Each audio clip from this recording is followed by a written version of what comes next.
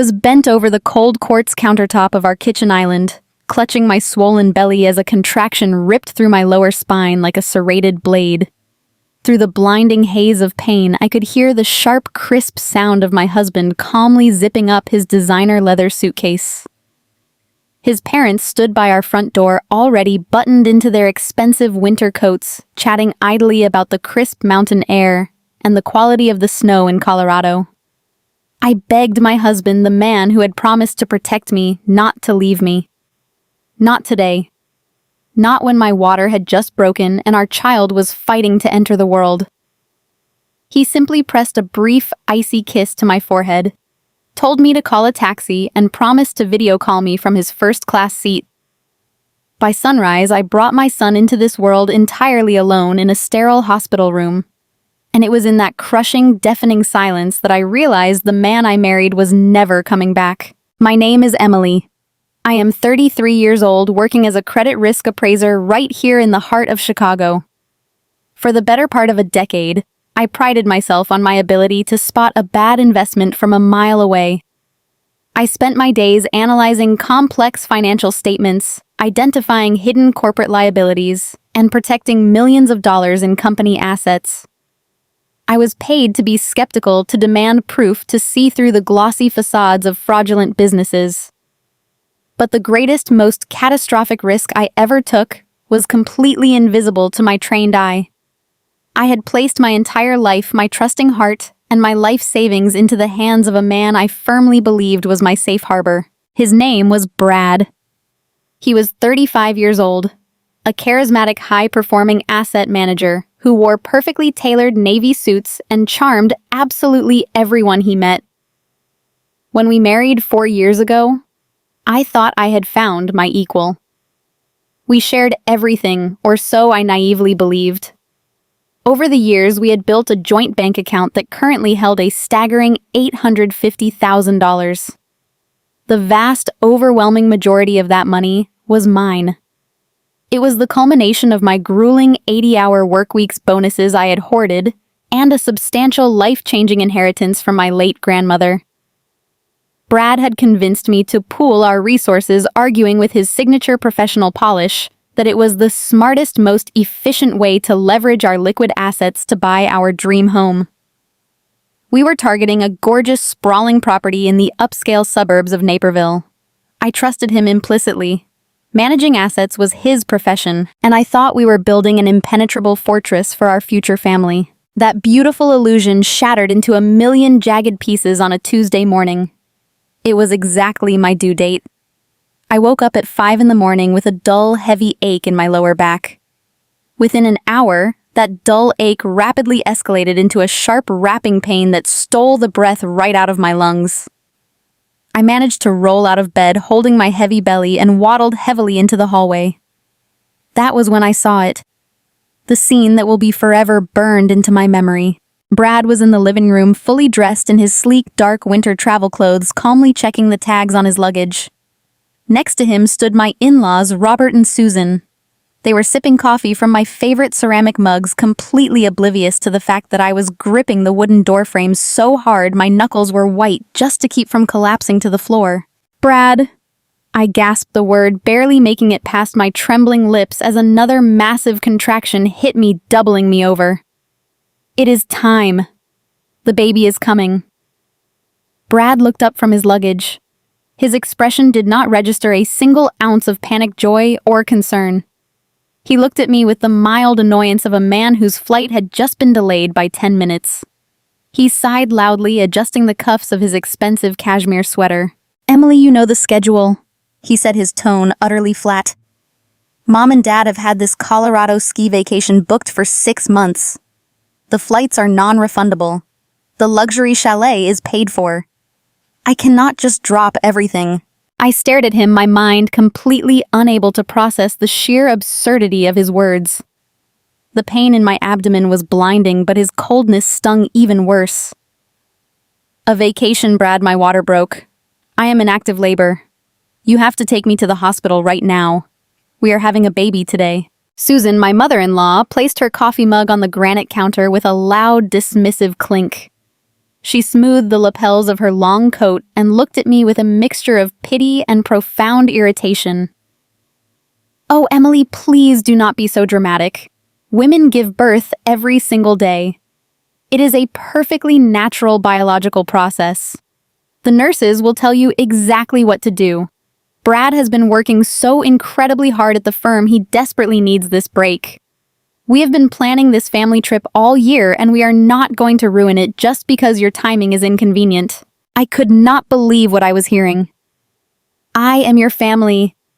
I cried out, the physical agony spiking so hard I had to drop to my knees on the hardwood floor. "This baby is your family." Brad walked over to me. For one brief, pathetic second, I reached my hand out, expecting him to help me up. Expecting him to snap out of this madness, drop his bags, and call an ambulance.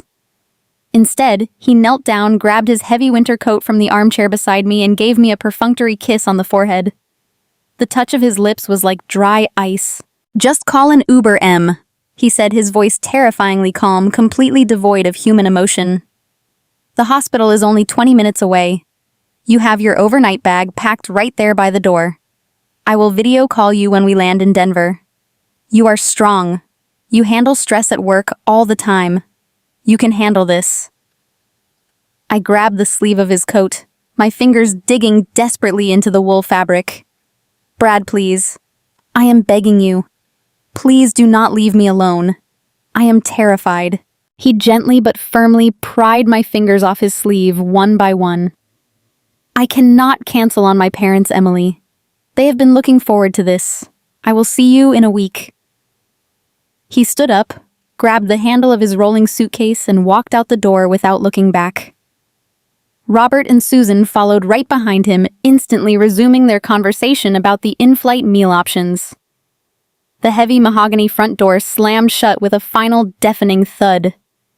The lock clicked. I was left completely alone on the cold floor, sobbing uncontrollably as another brutal contraction tore through my body. The physical pain of labor was blinding, a tearing sensation that radiated through my hips and thighs. But it was absolutely nothing compared to the absolute betrayal ripping my heart to shreds. The man who had sworn his life to me, the father of my child, had just stepped over my writhing body to go on a ski trip. I forced myself to breathe. I had to survive this. I had to do it for my baby.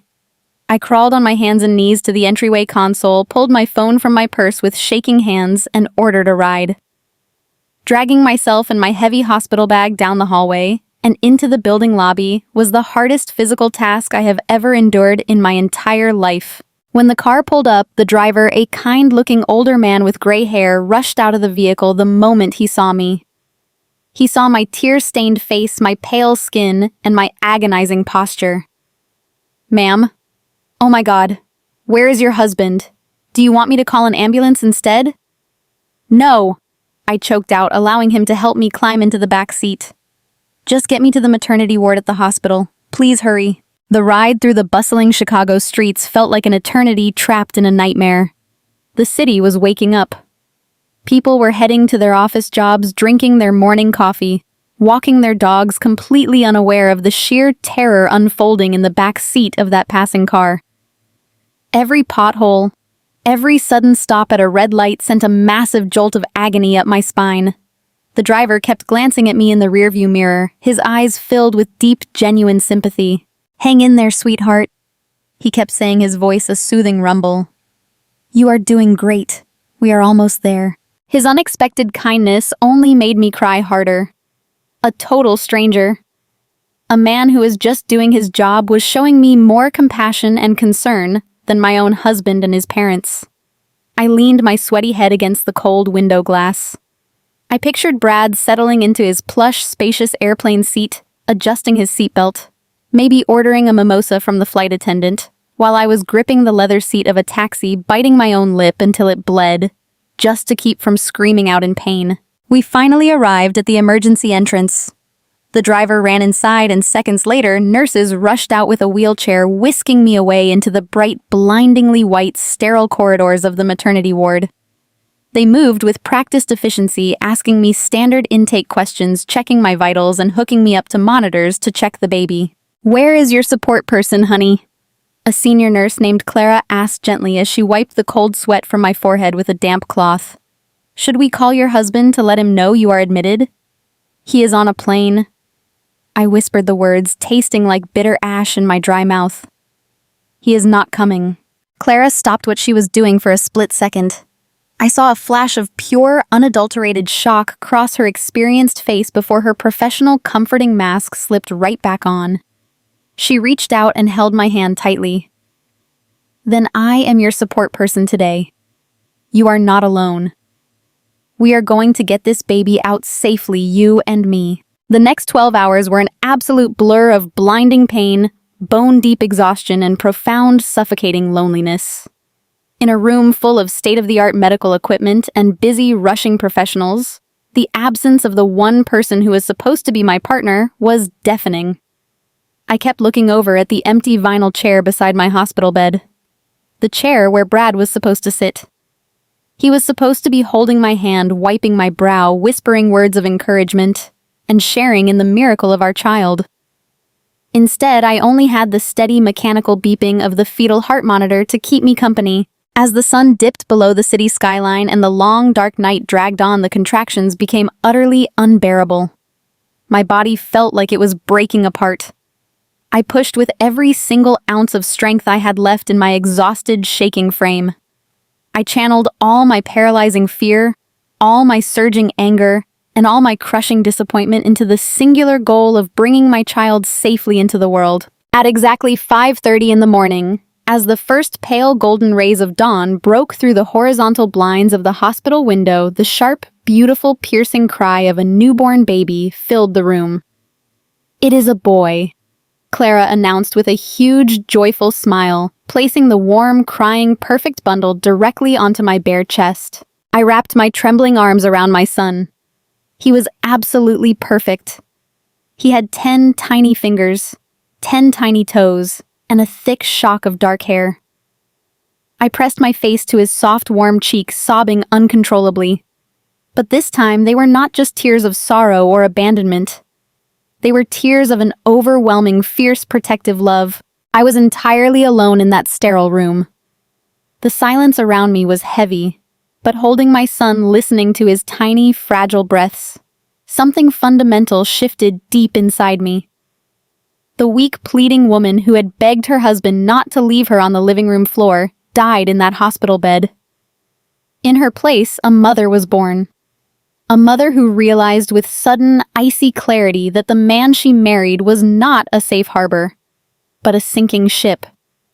And I was absolutely not going to let him drag my son down into the depths with him. I did not know yet just how deep his betrayal ran. I did not know yet about the impending financial ruin, the forged documents, or the shocking secrets he was hiding. But as I sat there in the quiet dawn, holding my beautiful boy against my heart, my mind, the sharp, calculating mind of a professional risk analyst, began to clear. I wiped my tears away with the back of my hand. The grieving was over. It was time to find out exactly what Brad was running towards. The morning sun broke through the vertical blinds of my hospital recovery room, casting a warm, golden glow across the sterile white sheets. My newborn son was sleeping peacefully in the clear plastic bassinet beside my hospital bed. His tiny chest rose and fell in a steady, reassuring rhythm. For a brief, fleeting moment, the sheer physical exhaustion of labor masked the sharp, piercing sting of my husband's absence.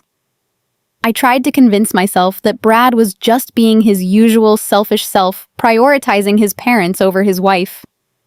I told myself he would land in Colorado, realize the immense gravity of what he had missed, and catch the very next flight back to Chicago.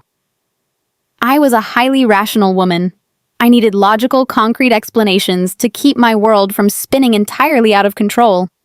But logic was about to become my absolute worst enemy. The senior nurse, Clara, entered my room with a warm, comforting smile and a thick stack of medical clipboards.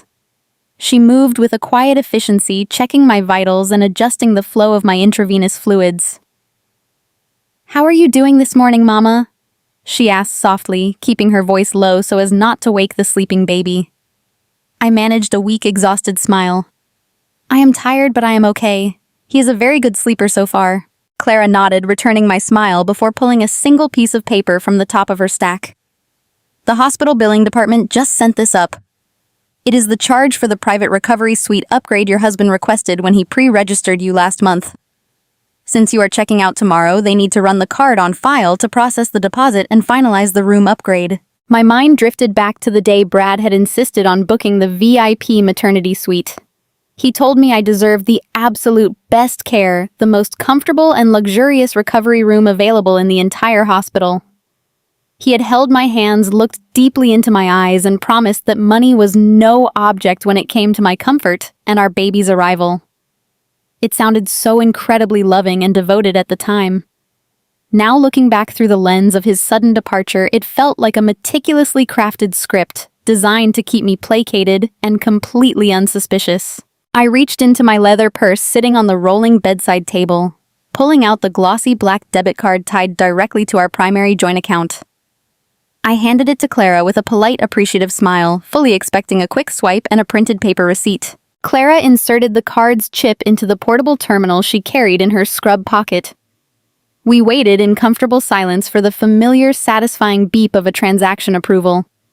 Instead, the small machine let out a harsh, discordant buzz that seemed to echo loudly in the quiet room. The digital screen flashed a bright red error message. Clara frowned slightly, pulling the card out and gently wiping the metal chip on the fabric of her uniform. Sometimes these portable machines are a little finicky with the hospital wireless network, she said kindly, trying to brush off the awkward moment. Let me try swiping the magnetic stripe on the side. She swiped the card with a swift motion. The exact same harsh grating buzz echoed again. The red light flashed persistently. Declined? She read aloud, her voice carrying a genuine hint of confusion. She looked up at me with an apologetic expression. Do you perhaps have another card you would like to use for the deposit? My brow furrowed in deep confusion. Declined. That was literally mathematically impossible. That specific checking account was our primary financial fortress.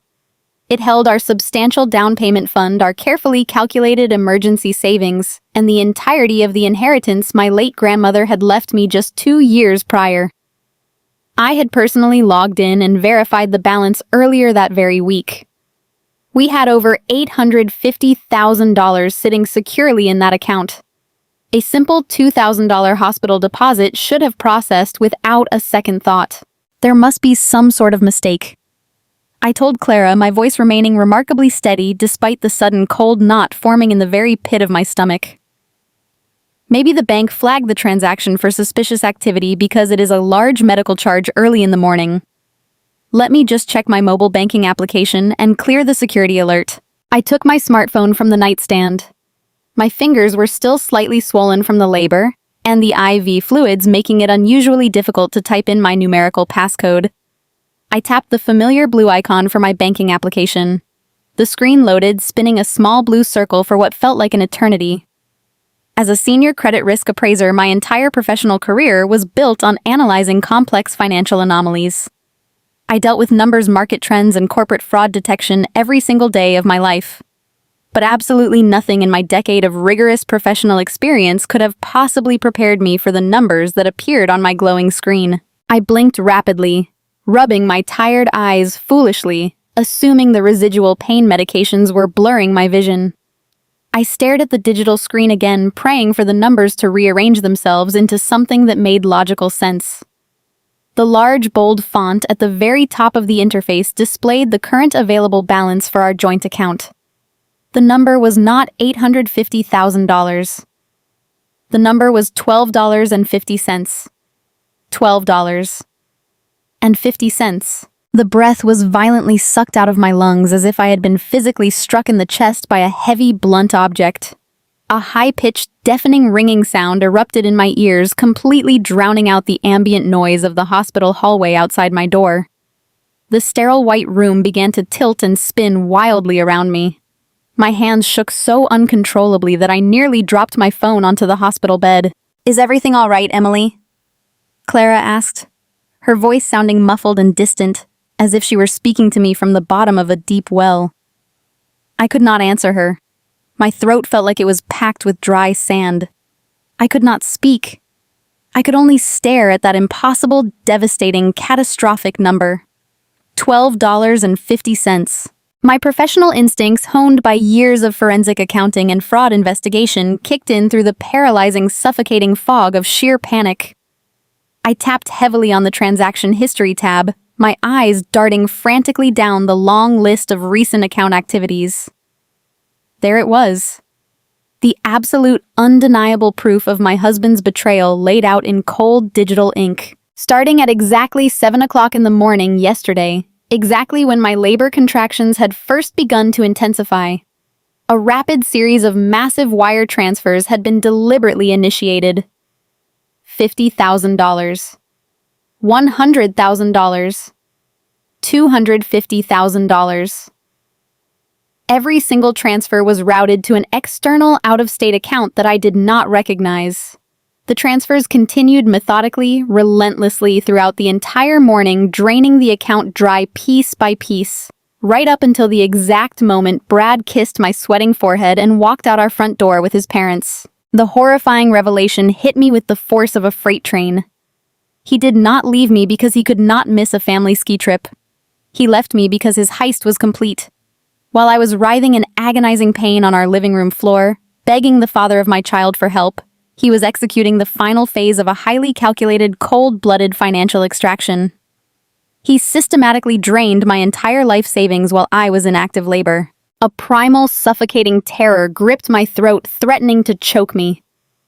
I completely ignored Clara, who was now hovering over me with genuine, deep concern etched into her features. I jabbed Brad's contact name on my phone screen, bringing the device to my ear with a violently trembling hand. The line did not even ring. It went straight to a generic automated voicemail message. The number you are trying to reach is currently unavailable. My heart hammered against my ribs like a trapped, desperate bird. I ended the call and dialed his father, Robert. Straight to voicemail. I dialed his mother, Susan. Straight to voicemail. The entire family had completely blacked out their communication channels. Desperation clawing at my sanity. I dialed Brad's corporate office in downtown Chicago, desperately hoping his secretary would pick up and tell me this was all a huge, terrible banking error. The receptionist answered on the second ring in her usual cheerful, polished tone. When I asked to be transferred to Brad's direct line, her polite response felt like a final lethal blow to my chest. "I am incredibly sorry, ma'am, but Brad is no longer employed with this firm." His formal resignation was effective as of last Friday afternoon. I ended the call and let my phone slip from my numb grasp. It tumbled onto the white hospital sheets, a completely useless piece of metal and glass. My entire reality was collapsing inward, crushing me under the immense, suffocating weight of an unimaginable deception. He had secretly quit his prestigious job. He had emptied our massive bank account. He had intentionally shut off his phone. And his parents, the people who had smiled warmly at me and drank coffee in my very own kitchen just 24 hours ago, were entirely in on the sick, twisted scheme. They helped him pack his bags. They provided him with a flawless alibi. They watched me beg for my husband's presence while fully knowing he had just stolen my entire financial future. I slowly turned my head and looked over at the clear plastic bassinet. My beautiful, innocent newborn son was stretching his tiny arms completely and blissfully oblivious to the fact that his father was a heartless monster. We were completely alone in the world. I had no husband. I had no savings. I had absolutely no way to pay for the hospital bed I was currently sitting in. I had exactly $12.50 to my name and a fragile day-old baby who depended on me for his very survival. The panic that washed over me was not just emotional heartbreak. It was a raw, visceral, biological terror that chilled my blood. How was I going to buy diapers for my son? How was I going to afford infant formula if I could not produce enough milk? How was I going to pay the steep monthly mortgage on our downtown apartment? The apartment that I had painstakingly furnished, that I had lovingly turned into a home, suddenly felt like a fragile house of cards waiting for a stiff breeze to knock it all down. My analytical mind raced through the severe legal implications of my situation. A joint bank account meant both parties had equal unrestricted legal access to the funds within it. Brad had not technically robbed a bank with a weapon. He had simply utilized his legal right to withdraw money from an account bearing his signature. But it was my money. The money I had meticulously saved over years of skipped vacations and late nights at the office. The money my beloved grandmother had left me to ensure my child would have a secure, beautiful, worry-free life. He had legally stolen my entire life. Clara gently placed a warm hand on my shoulder, breaking me out of my dark, spiraling thoughts. "Emily, you are extremely pale. What is wrong? Do you need me to call someone for you?" I looked up at her, my vision completely blurred with thick, hot tears. "He took it all," I whispered, my voice cracking and breaking, sounding like a frightened, lost child rather than a seasoned, successful corporate professional. "My husband. He emptied our entire bank account and turned off his phone. He left me." Clara's face softened into a portrait of profound, devastating pity. She silently took the declined credit card from my trembling hand and placed it gently on the wooden nightstand. She did not ask for another form of payment. She did not press me about the outstanding hospital bill. She just poured me a cup of fresh ice water and quietly urged me to drink. But cold water could not possibly extinguish the raging, consuming fire of betrayal burning fiercely in my chest. I closed my eyes and leaned heavily back against the firm hospital pillows. I forced myself to take slow, deep, measured breaths, utilizing the exact stress management techniques I had learned to use during high-stakes, aggressive financial audits. Panic is the natural enemy of logic. Fear is the absolute enemy of survival. I could not afford to be a weak, crying victim right now. I had a completely helpless son to protect and provide for. If I crumbled and surrendered to the despair, Brad would win. He would easily get away with stealing my youth, my unwavering trust, and my entire financial security. I opened my eyes, grabbed my discarded phone again, and stared hard at the $12.50 balance glaring back at me. I refused to let that pitiful number symbolize my defeat. I was a credit risk appraiser. I spent my life dismantling financial lies and tracking hidden assets. Brad thought he had left me broken and penniless, but he was about to learn a very painful lesson. When you steal from a woman whose literal job is to follow the money, you seal your own fate. The terror slowly faded, replaced by a cold, calculating determination. My husband had just started a war, but I was going to finish it. By early afternoon, the chaotic, frantic energy of the maternity ward had finally settled into a low, steady hum. The golden afternoon sunlight filtered through the large, heavy window of my recovery room, warming the sterile linoleum floor. I sat upright in my hospital bed, my body aching and trembling from the immense physical toll of childbirth, holding my sleeping son tightly against my chest. His tiny, rhythmic breaths were the only thing anchoring me to reality. My mind was still spinning violently from the morning's devastating, heart-stopping discovery. $12.50. That pathetic, insulting number was permanently burned into my retinas. I had spent hours trying to make sense of the massive calculated wire transfers that had methodically drained our joint account while I was in active labor.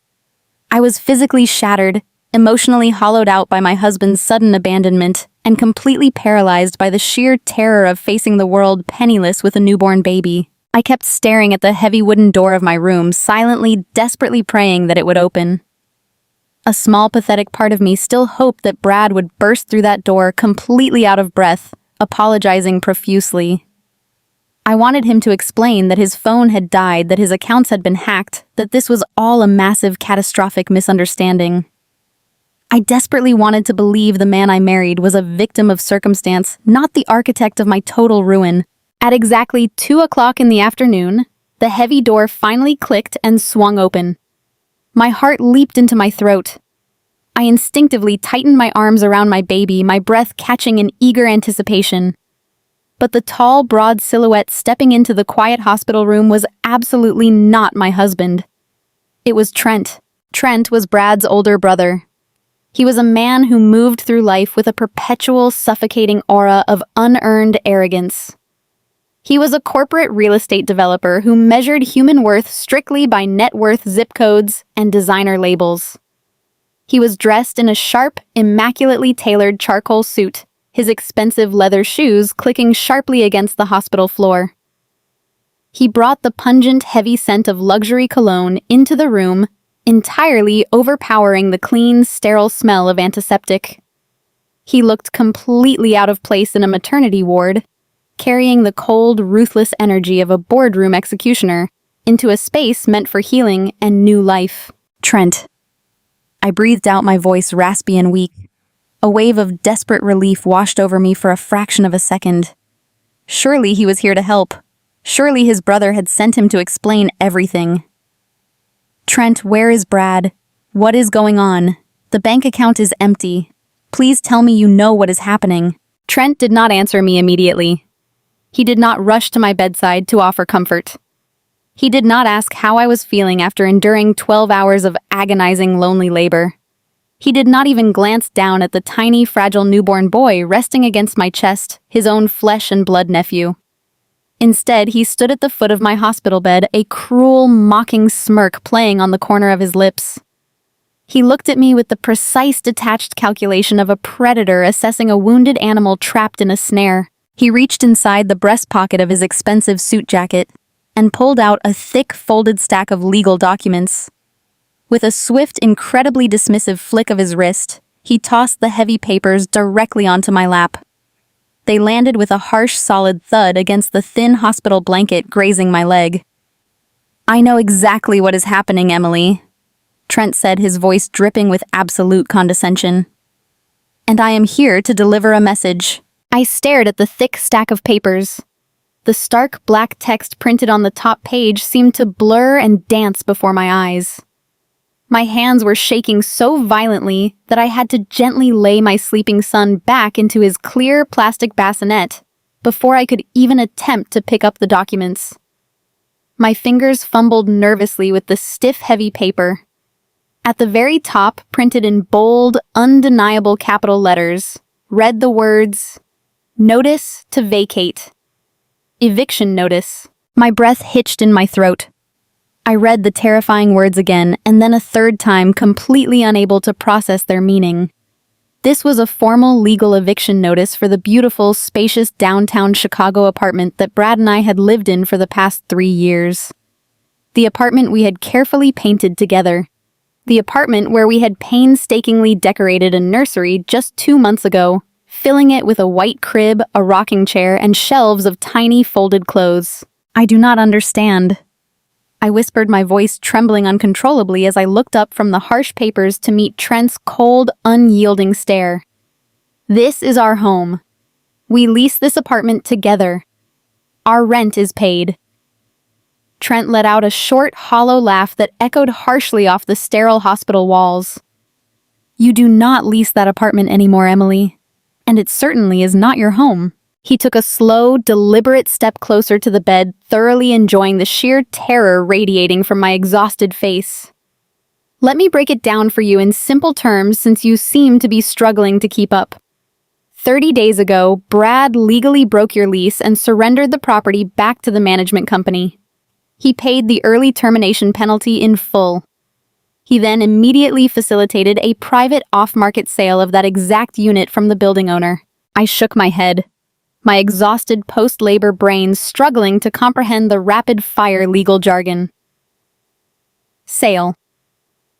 We did not buy the apartment.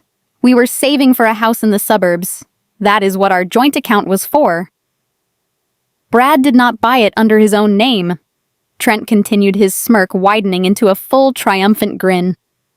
"He arranged for the property to be purchased by Vanguard Holdings, LLC, a private corporate entity, an entity that I exclusively own and operate." The air in the room suddenly grew freezing cold. I looked down at the eviction notice in my trembling hands. The document listed Vanguard Holdings, LLC as the sole legal property owner and Emily Miller as an unauthorized holdover tenant. "Brad funneled the cash from your joint account through a series of corporate transactions to fund the purchase through my company," Trent explained, leaning casually against the footboard of my bed, completely at ease while my entire life burned to the ground.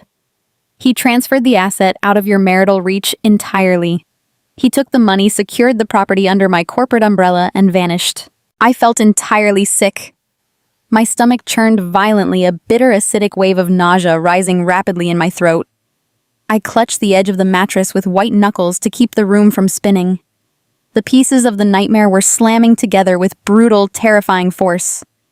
He sold our home. I choked out the absolute reality of the betrayal suffocating me. He sold the roof over our heads to you, while I was pregnant, while I was preparing to bring his child into the world. Do not try to play the tragic victim here, Emily. Trent snapped, his tone turning incredibly sharp and vicious. You are holding him back.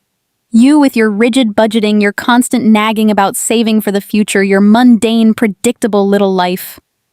Brad is a man who requires absolute freedom and luxury. He is destined for greatness, and you are nothing but a heavy, boring anchor dragging him down. He finally cut the rope, and frankly, my entire family could not be more thrilled. The sheer cruelty of his words struck me like physical blows to the chest. My entire family, Robert and Susan, the parents who had smiled at me over morning coffee while I was in active labor. They knew. They all knew. They had actively participated in stripping me of every single thing I owned. Trent pointed a manicured finger directly at the eviction notice resting on my lap. Read the bottom line, Emily. The apartment is mine now. You have absolutely no legal right to be there. You have exactly 3 days to pack whatever pathetic belongings you have left, take that crying baby, and get out of my property. If you are not gone by 5 o'clock on Friday afternoon, I will have the building security drag you out into the street and change the locks. For a long, agonizing moment, the only sound in the hospital room was the soft, rhythmic hum of the medical monitors and the quiet, innocent breathing of my newborn son. I sat perfectly still on the edge of the hospital bed. A strange, heavy silence descended over my mind. Just hours ago, I was a terrified, abandoned woman crying on the floor of my living room. I was a desperate new mother hyperventilating over an empty bank account. I had been waiting for an explanation, clinging to the desperate hope that this was all a mistake, a misunderstanding, a temporary lapse in judgment from a man who was overwhelmed. But as I sat there looking at Trent's smug, victorious face, listening to his arrogant declaration of total financial warfare, something fundamental shifted deep inside my soul. I did not scream. I did not throw the papers back at him. I did not dissolve into hysterical, heartbroken sobs. The hot, stinging tears of a vulnerable, abandoned new mother suddenly stopped. They dried up, instantly evaporating under the intense, searing heat of absolute clarity. The emotional, devastated wife was suddenly gone, pushed aside, and completely locked away. In her place, the cold, calculating, razor-sharp mind of a seasoned credit risk appraiser stepped forward and took total control. For a decade, I had made my living analyzing corporate fraud. I tracked hidden liabilities, untangled complex financial webs, and exposed wealthy individuals who tried to hide stolen assets behind shell companies and fraudulent LLCs. I was a professional auditor trained to see the absolute truth hidden beneath layers of carefully constructed lies. Trent and Brad thought they had executed the perfect crime. They believed they had orchestrated a flawless, impenetrable scheme. They thought because I was a woman, a new mother exhausted by childbirth and emotionally compromised by severe betrayal, that I would simply collapse. They expected me to surrender, to accept my fate as a penniless, homeless victim, and slink away quietly into the night with my baby. They had severely miscalculated. I looked down at the eviction notice again. My eyes did not see a tragic end to my life. My professional eyes saw a critical piece of evidence. I saw dates, corporate registration numbers, and a direct paper trail leading straight to Trent's shell company. This was not just a husband running off in a moment of panic. This was a highly organized, deeply premeditated scheme to siphon off my entire family's assets. It was a criminal conspiracy involving my husband, my brother-in-law, and my parents-in-law. They had weaponized my trust, timed their theft perfectly to coincide with my most vulnerable physical state, and assumed I would be too weak to fight back. I slowly raised my head and looked Trent directly in the eyes. My gaze was completely devoid of emotion, as cold and hard as a frozen lake in the dead of winter. He visibly faltered for a fraction of a second, entirely unprepared for the absolute absence of tears on my face.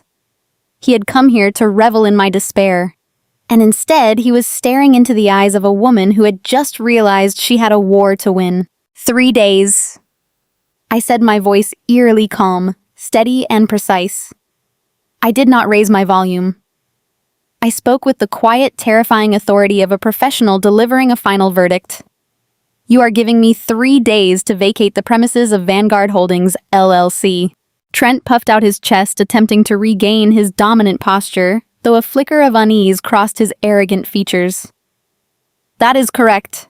3 days. Do not try to fight this, Emily. You have absolutely no money to hire a lawyer. You have no resources. The paperwork is ironclad. Brad covered his tracks perfectly. Just pack your things and disappear quietly. I picked up the heavy eviction notice, folded it neatly, and deliberately placed it on the nightstand beside my bed. I appreciate you bringing this directly to me, Trent, I replied, maintaining unbroken eye contact. It saves me the trouble of having to track down your corporate registration details myself. You can leave now. I have a baby to feed, and you are taking up valuable oxygen in my room. Trent stared at me, his mouth opening and closing silently. He had anticipated a breakdown. He had anticipated begging. He had completely failed to anticipate a woman who was already mentally auditing his entire fraudulent existence. Unable to formulate a response to my icy composure, he scoffed loudly, turned on his heel, and marched out of the hospital room, slamming the heavy wooden door behind him. The moment the door clicked shut, the silence returned to the room. But it was no longer a heavy, oppressive silence. It was the sharp, focused silence of a war room right before a battle. I carefully slid out of the hospital bed, completely ignoring the sharp, protesting pain radiating through my recovering body. I walked over to the clear plastic bassinet and looked down at my beautiful sleeping son. I gently stroked his soft, warm cheek with my index finger. They think they have destroyed us, little one, I whispered into the quiet room, making a silent, unbreakable vow to my child. They think they took everything we have, but they forgot one crucial detail. I walked back to my hospital bed, reached into my overnight bag, and pulled out my laptop. I powered it on the bright screen, illuminating my determined face in the dim hospital room. They forgot that I am the one who builds the financial fortresses, and I know exactly how to burn them to the ground. The heavy wooden door of my hospital room clicked shut, leaving me completely alone in the quiet, sterile space. The faint, rhythmic beeping of the newborn heart monitor and the soft, shallow breaths of my sleeping son were the only sounds anchoring me to reality. I looked down at the tiny, fragile life resting against my chest. He was beginning to stir, letting out soft, hungry whimpers that tugged at the very core of my being. I gently shifted him, guiding him to nurse for the first time. As he latched on, a profound, overwhelming wave of fierce maternal instinct washed over me. It was a hot, protective fire that instantly burned away the remaining haze of shock and despair. I was no longer a terrified, abandoned victim crying on a delivery bed. I was a mother, and I had a predator to hunt. I reached for the call button pinned to my hospital gown and pressed it. A few minutes later, Clara, the kind and experienced senior nurse who had stayed by my side through the darkest hours of my labor, peeked her head into the room. I gave her a calm, reassuring smile, completely masking the raging storm inside my head. I politely asked her if she could hand me the black leather tote bag resting on the small visitor armchair by the window. She brought it over her eyes, full of quiet sympathy, likely assuming I wanted to look at family photos or call my parents. I thanked her graciously and waited in absolute silence until she left the room and closed the door tight. With my left arm securely cradling my nursing baby, I reached into the deep pockets of the tote bag with my right hand and pulled out my work laptop. The cold, brushed aluminum of the machine felt incredibly familiar and grounding against my skin. I balanced the computer carefully on the adjustable hospital tray, swinging it over the bed so it hovered just above my lap. I was a senior credit risk appraiser. I had spent the last decade of my adult life navigating dark labyrinths of corporate deception. Brad and his arrogant brother Trent truly thought they were financial masterminds. They actually believed they could hide their tracks behind a messy maze of legal paperwork and shell companies. But they fundamentally misunderstood who they were dealing with. I connected the laptop to the secure hospital wireless network and opened my encrypted browser. The hunt had officially begun. I decided to start with the most obvious arrogant thread Trent had deliberately dangled in front of me just minutes prior. Vanguard Holdings, LLC. To an ordinary person, it sounded official, intimidating, and designed to make a layman back down in fear. But to my trained eyes, it was simply a string of public data waiting to be unraveled. I accessed the state corporate registry database.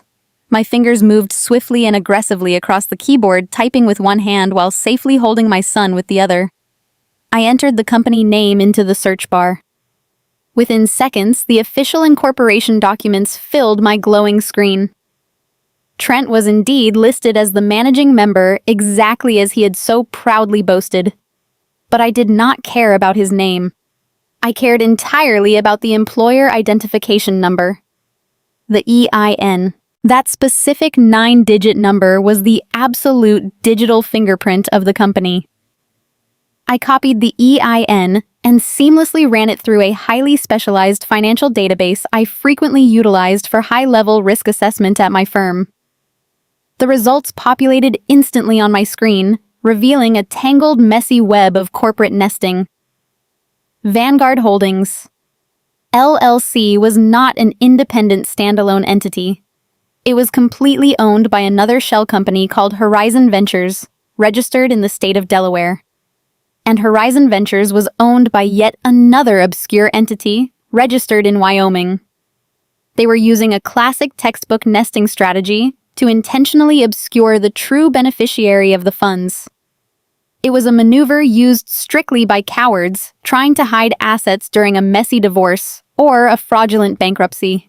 My husband and his family had clearly planned this exact maneuver for months. They had paid expensive lawyers to set up these entities long before my water ever broke. The sheer cold-blooded premeditation of it all made my stomach churn violently, but I swallowed the bitter bile rising in my throat. I kept digging. I followed the digital breadcrumbs from Wyoming back to a registered agent in Chicago, meticulously cross-referencing public tax filings and county property transfer records. I was aggressively looking for the exit point, the exact moment the money from my stolen joint account entered this corporate maze and where it ultimately landed. Hour after hour passed in a blur of intense focus. The sun outside my hospital window gradually shifted from bright afternoon gold to the deep bruised purple of early evening. My son slept, woke to feed, and slept again, completely safe and warm against my chest, while I relentlessly tore down his father's massive wall of lies. Finally, I caught a significant break. I logged back into my empty pillaged joint banking portal. Brad had been incredibly thorough, but he had been sloppy in his hasty departure. He had initiated a rapid series of wire transfers, but he left the digital routing footprints completely intact on the final transaction confirmation page. I took the routing number and ran a targeted trace. It belonged to a prominent wealthy regional bank headquartered entirely in the state of Colorado. Colorado. The exact state where Brad and his complicit parents had flown to for their supposed family ski vacation. The jagged puzzle pieces were locking into place with terrifying, undeniable speed. The money had not stayed in Trent's shell companies. Those companies were merely the laundry machine. The $850,000 had been quickly washed through the LLCs and wired directly into a newly established account at this specific Colorado bank. I needed to know exactly whose name was on that destination account. Using a legitimate backdoor verification method, I regularly utilized for verifying corporate liquidity and asset protection. I ran a deep trace on the destination account number linked to the wire transfer. My heart hammered aggressively against my ribs as the loading bar crawled across the laptop screen. When the account details finally resolved, the breath was knocked completely out of my lungs. The account was a joint checking account. Brad's name was clearly listed as the primary account holder. but it was the secondary name printed right below his that made my blood run ice cold. Amanda Sterling. I stared at the name, my mind spinning rapidly. I knew exactly who the Sterlings were. Anyone who read the financial news in the Midwest knew that name. Amanda's father was a regional banking billionaire, a ruthless, powerful tycoon who controlled massive real estate and financial portfolios across the Midwest and the Rocky Mountains. Brad had not just run off to hide with another woman, he had deliberately targeted an heiress. The horrifying picture was becoming crystal clear, but I needed absolute, irrefutable proof before I made my next move. I opened a new tab on my browser and logged into our shared credit card portal. It was a secondary credit card account that we kept strictly for emergency travel expenses.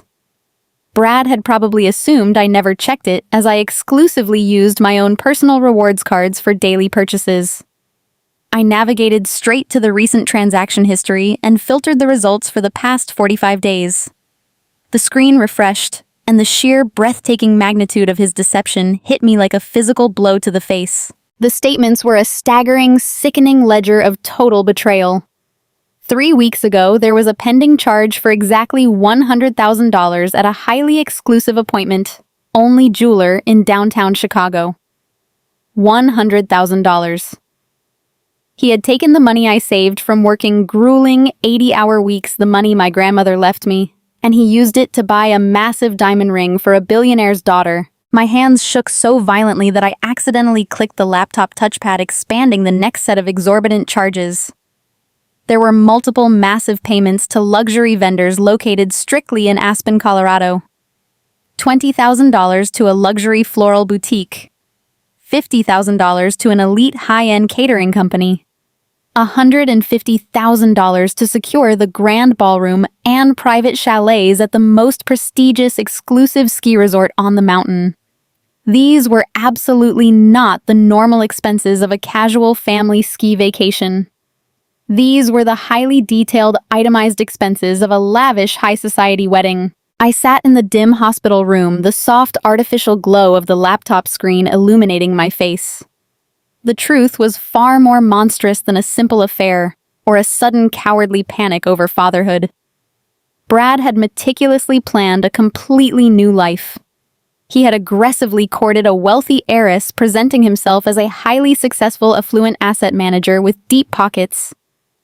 He desperately needed capital to maintain that elaborate, fraudulent facade, to buy the expensive ring, to fund his half of the extravagant wedding, to prove his worth to her billionaire father. So he stole it from the woman carrying his child. He timed his departure flawlessly.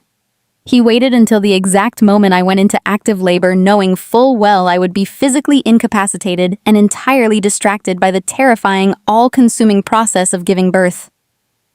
He kissed me on the forehead, walked out the door with his fully complicit parents, boarded a first-class flight to Aspen, and prepared to stand at an altar with another woman.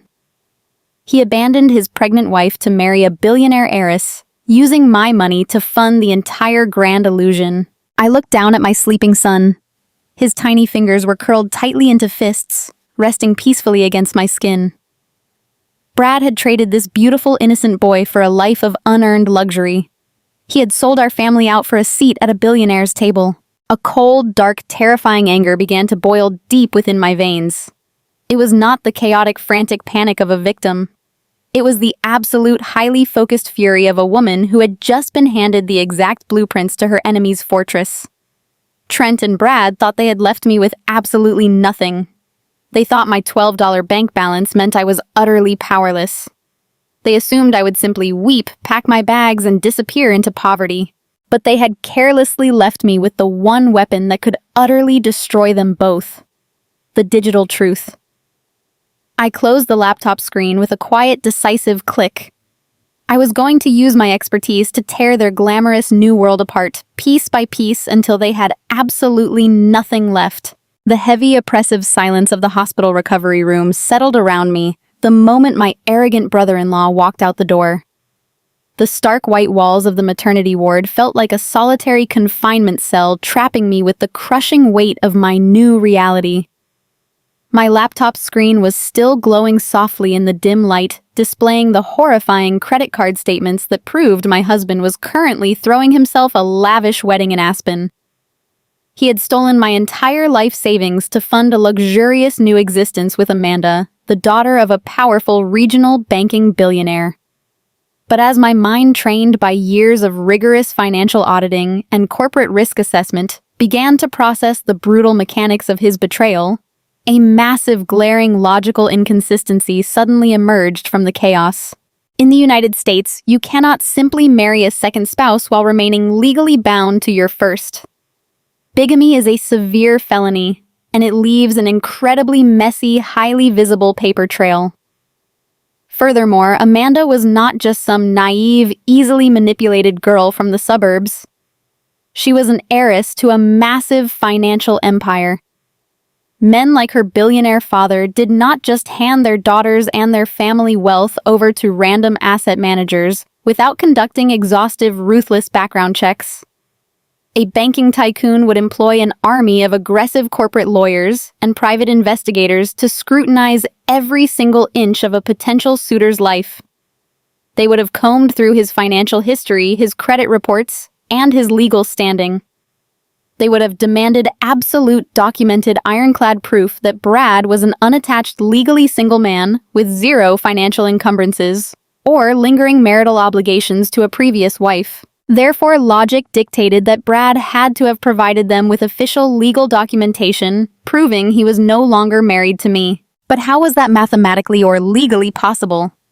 I had never filed a single piece of paperwork for a divorce. I had never received a court summons in the mail. I had never spoken to a family law attorney, nor had I ever stepped foot inside a county courthouse to dissolve our union. We were living together, sleeping in the same bed, and planning for the arrival of our child up until the very moment my water broke. My hands flew back to the keyboard of my laptop, my fingers flying across the keys with a desperate, frantic energy. I opened a new internet browser tab and navigated directly to the Cook County Clerk of the Circuit Court online public records portal. My heart beat a rapid, erratic rhythm against my ribs as I typed his full legal name into the electronic search bar. The blue loading circle spun on the screen for what felt like an absolute eternity. I held my breath, listening to the soft, rhythmic breathing of my newborn son in the bassinet beside me, praying that my professional instincts were somehow wrong. The search results populated on the screen. There were a few minor traffic citations from years ago, a standard property tax record for our old apartment, and then at the very top of the list, a recent filing under the Domestic Relations Division. My blood turned into glacial ice. I clicked on the blue hyperlink for the case number. The digital docket loaded instantly, displaying the stark, unforgiving reality of my legal status. The petitioner was listed as my husband. The respondent was listed as me, Emily. The current case status read closed. The final disposition was marked as an uncontested judgment for dissolution of marriage. It had been officially signed and entered into the public record by a sitting circuit court judge exactly 2 months ago. 2 months ago. I was heavily pregnant, happily painting our nursery a pale shade of yellow, completely and blissfully unaware that the state of Illinois no longer recognized me as a married woman. I quickly entered my personal credit card information to pay the nominal processing fee and downloaded the full certified PDF copy of the divorce decree. I opened the file and began reading through the dense legal paragraphs, my eyes scanning the text with the speed and precision of a senior auditor looking for a fatal corporate flaw. What I saw on those pages made the air completely vanish from my lungs, leaving me gasping in the quiet room. The marital settlement agreement attached to the final decree was incredibly detailed, highly sophisticated, and thoroughly ruthless. According to the legally binding document, I had willingly agreed to a complete and total forfeiture of all my marital rights. I had allegedly waived any and all claims to future spousal support or alimony. I had officially relinquished my legal rights to the joint bank account that held my entire life savings and my grandmother's inheritance. I had explicitly disclaimed any financial interest or equity in our downtown apartment, clearing the path for Brad to sell it to his brother's shell company without requiring my consent. The terms were brutally one-sided. They completely stripped me of every single financial safeguard I had worked my entire adult life to build. It was an absolute financial massacre disguised as a mutual agreement. I scrolled frantically to the very last page of the document, searching for the validation section. There, sitting starkly on the bright white screen, was the signature block. My eyes locked onto the black ink. It was my signature. It was not a clever forgery. It was not a clumsy digital replica copied and pasted from another document.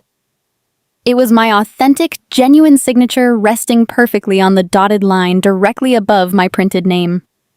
Right next to it was the official stamp and signature of a registered notary public. My mind completely short-circuited. I stared at the looping letters of my own handwriting until my vision blurred with unshed tears.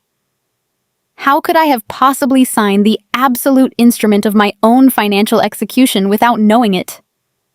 How could I have willingly signed away my entire future, my home, and my savings to a man who was actively planning to abandon me and our unborn child? I closed my eyes, squeezing them tight against the harsh fluorescent lights of the hospital ceiling.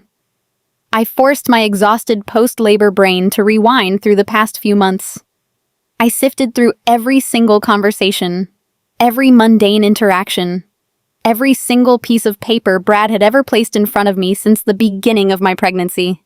And then, like a violent lightning strike illuminating a pitch-black landscape, the memory hit me with terrifying clarity. It was late on a Thursday evening, exactly 3 months prior to this miserable day.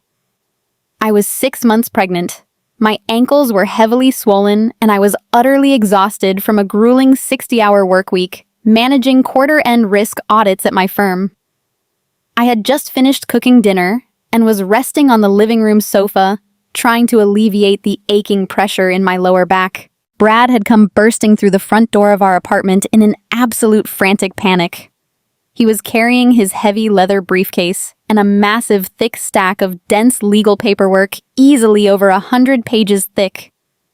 He had thrown his coat onto a chair, rushed over to the kitchen island, and started rapidly slapping bright yellow sticky tabs onto various signature lines throughout the towering stack of documents. He had walked over to me, his face a perfect mask of professional urgency and loving concern. He told me with absolute sincerity that his wealth management firm was helping him set up a highly specialized tax-sheltered child trust fund for our unborn baby. He explained using the complex financial terminology we both understood that due to my grandmother's substantial inheritance, sitting in our joint account, we were at severe risk of facing massive capital gains taxes in the upcoming fiscal year. He said he desperately needed to secure the assets under a new legal umbrella, transferring the funds into the newly established trust before the current financial quarter ended at midnight. He had been so incredibly convincing. He paced nervously around the kitchen, constantly checking his expensive watch, claiming he had a sudden red-eye flight to catch for an emergency client meeting in New York. He told me that a corporate courier was currently sitting downstairs in our building lobby, leaving the engine running, waiting to take the finalized documents directly to the courthouse for expedited processing. He had handed me a blue ink pen and told me to just sign where the yellow tabs were placed. He kissed my cheek, rubbed my pregnant belly, and promised me that he had already stayed up all night reviewing every single clause with his firm's top legal team. He looked me directly in the eyes and told me he was building an impenetrable fortress for our son's future. Because I loved him, because he was a professional asset manager whom I trusted with my life, and because I was physically exhausted and fiercely wanted to protect our child's financial future, I did not read the 100 pages of dense legal jargon. I did not question the urgency. I simply took the blue pen and signed my name on the flagged pages, blindly trusting the man who slept beside me every single night. He had weaponized my physical exhaustion. He had weaponized my deep maternal instinct to protect our baby. He had deliberately buried an uncontested divorce waiver and a predatory marital settlement agreement right in the middle of a massive stack of fabricated tax returns and phantom trust documents.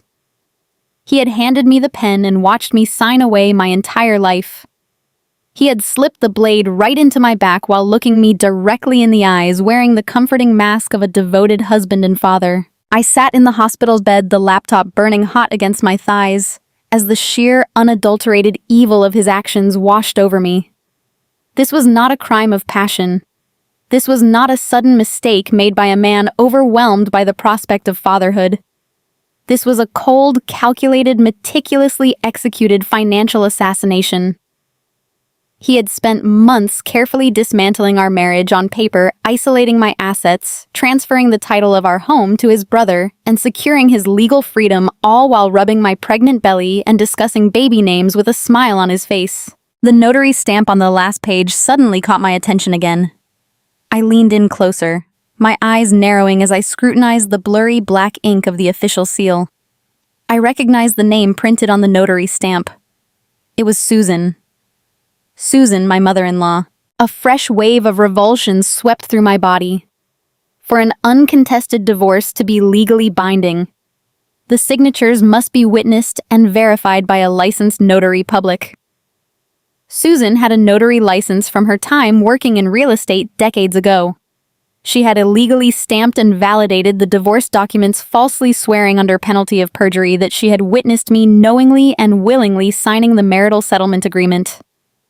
She had actively participated in defrauding the court to ensure her son could legally marry a billionaire's daughter and steal my life savings. The entire family was a pack of ravenous wolves, and they had spent the last year slowly circling me, waiting for the perfect moment to strike. They waited until the exact day I went into labor, knowing I would be physically trapped in a hospital bed, entirely consumed by childbirth, and completely unable to stop them from executing the final phase of their heist. I slowly closed the laptop, the screen going black, plunging my hospital room back into the soft shadows of the late afternoon. I looked over at the bassinet. My son was still sleeping deeply, his tiny chest rising and falling, utterly safe, and unaware of the horrific storm raging around us. A profound, chilling calmness settled over my entire being. The panic was gone. The heartbreak was completely gone. Every trace of the woman who had loved Brad, who had trusted him, who had wept for him on the living room floor was entirely eradicated. In the high-stakes world of corporate credit risk, when a massive fraud is uncovered, you do not cry. You do not mourn the lost funds. You immediately secure your remaining assets. You identify the weak points in the enemy's structure, and you initiate a comprehensive, utterly devastating recovery protocol. Brad and his family believed they had orchestrated a masterpiece. They thought their legal loopholes, their shell companies, and their forged notary stamps made them untouchable. They believed they had left me with absolutely no recourse, but they had fundamentally underestimated me. They had stolen my money and my home, but they could not steal my intellect. They had inadvertently handed a seasoned forensic auditor the exact map of their entire criminal conspiracy. I knew where the money was. I knew the fraudulent methods they used to acquire it. And I now had the absolute, undeniable proof of a federal crime sitting right on my hard drive. I reached for my phone, the device feeling completely different in my hand now. It was no longer a lifeline to a husband who had abandoned me. It was the primary weapon I was going to use to orchestrate his absolute ruin. I pulled up my contacts and found the private number for my personal attorney, a ruthless, brilliant litigator who specialized in complex financial disputes. I tapped the screen and brought the phone to my ear. As I listened to the dial tone ring in the quiet hospital room, I looked out the window at the Chicago skyline, watching the city lights begin to flicker on in the gathering dusk. Brad was currently celebrating his fraudulent wedding in a luxury ski resort surrounded by stolen wealth and a complicit family. He thought he had won the war. He had no idea that I was about to unleash a legal and financial hurricane that would destroy every single thing he had built. My eyes remained fixed on the glowing screen of my laptop. The sterile white walls of my recovery room seemed to fade away entirely as I narrowed my focus onto the digital document displaying the absolute destruction of my marriage. The initial wave of suffocating panic had completely evaporated. In its place, a cold and terrifying clarity took over my mind. As a senior credit risk appraiser, I knew that criminals, no matter how arrogant or meticulous, always made a mistake. They always left a thread. And if you pulled that thread hard enough, the entire fraudulent tapestry would unravel. I zoomed in on the bottom of the final page of the marital settlement agreement. The digital image of the notary stamp filled my screen. I stared at the looping signature of my mother-in-law, Susan. She had proudly stamped her official seal right next to my forged signature, swearing under penalty of perjury that I had willingly signed away my life savings and my home. It was a bold and incredibly arrogant move. Susan had always played the role of the sweet and doting Midwestern mother, but underneath that warm exterior, she was a calculating woman willing to commit a felony to secure her son a billionaire heiress. But as I stared at the dark ink of her notary seal, my professional training kicked in. A notary public cannot simply stamp a document and make it legally binding. The state of Illinois requires absolute strict adherence to specific legal protocols. The most critical and fundamental rule of notarization is the physical presence requirement. The individual signing the document must be physically standing in the exact same room as the notary. The notary must verify their identity, look them directly in the eye, and administer a verbal oath to ensure the signer is of sound mind and acting without coercion. Susan had sworn to the court that she had performed this exact duty. I moved my eyes slightly to the right of her signature to examine the date she had written in neat, slanted handwriting. The date of the alleged notarization, August 14th. I read the date again. August 14th. A sudden, violent chill ran down my spine, completely paralyzing me for a fraction of a second. The breath caught in my throat as the sheer magnitude of their stupidity and their cruelty washed over me. I did not need to search my memory to recall where I was on the 14th of August. That date was permanently burned into my soul as the most terrifying day of my entire life. 2 months ago, on this morning of August 14th, I was absolutely not sitting in a lawyer office or a living room signing divorce papers. On that exact day, I was fighting for my life and the life of my unborn son. I had woken up that morning with a blinding, agonizing headache and a severe, sharp pain just below my ribs. My vision had blurred with dark, floating spots. When Brad finally drove me to the emergency room, my blood pressure had skyrocketed to a lethal and catastrophic level. The doctors had immediately diagnosed me with severe preeclampsia. The medical staff had swarmed around me, shouting urgent orders. They had stripped off my clothes, forced me into a hospital gown, and rushed me directly into the intensive care unit. For 48 consecutive hours, I was trapped in an isolated ICU bed. My body was connected to a dozen different loud beeping machines tracking my failing vital signs. The doctors had placed me on a continuous heavy intravenous drip of magnesium sulfate to prevent me from having a massive stroke or falling into a fatal seizure. The medication was essentially a central nervous system depressant. It made my limbs feel like they were made of solid lead. It clouded my mind, making it impossible for me to form a coherent thought, let alone comprehend a complex legal document. I was drifting in and out of consciousness, completely incapacitated, floating in a terrifying gray void, where I truly believed I was going to die. And where was Brad during those 48 hours of absolute terror? He was sitting in the hard plastic chair next to my intensive care bed, playing the role of the terrified, devoted husband for the nurses. He held my limp hand and wiped my sweating forehead. He whispered that everything was going to be okay. But he was not praying for my recovery. He was using the exact moment of my near-death experience to finalize his ultimate betrayal. While I lay unconscious and helpless, fighting to keep his child alive in my womb, he was coordinating with his mother. They chose August 14th to date the fraudulent divorce documents because they knew I was completely incapacitated. They thought my medical emergency provided the perfect distraction, but their absolute lack of humanity was their fatal mistake. They had handed me the most ironclad, irrefutable legal alibi in existence. I carefully adjusted my beautiful sleeping baby against my chest, making sure he was secure before my fingers aggressively attacked the keyboard again. I opened a new browser tab and navigated directly to the secure patient portal for the regional hospital network. I typed in my credentials and bypassed the security protocols. I clicked directly into my personal medical history and selected the records from August. Within seconds, the comprehensive, heavily documented file of my intensive care stay loaded onto my screen. The evidence was absolute and undeniable. The medical logs showed time-stamped entries from my attending physicians and intensive care nurses every 15 minutes for 2 solid days. The records clearly stated that I was under heavy intravenous sedation, restricted to the ICU ward, and strictly prohibited from having any outside visitors other than my immediate medical proxy, which was Brad. There was absolutely no record of a notary public named Susan ever signing into the intensive care visitor log. There was no physical way my mother-in-law could have entered a secure, sterile ICU unit, bypassed the nursing station, stood next to my bed, and administered a legal oath while I was heavily sedated on magnesium sulfate. The notary seal was a complete and utter forgery. The entire marital settlement agreement was a fraudulent document. The uncontested divorce decree was built on an easily provable lie.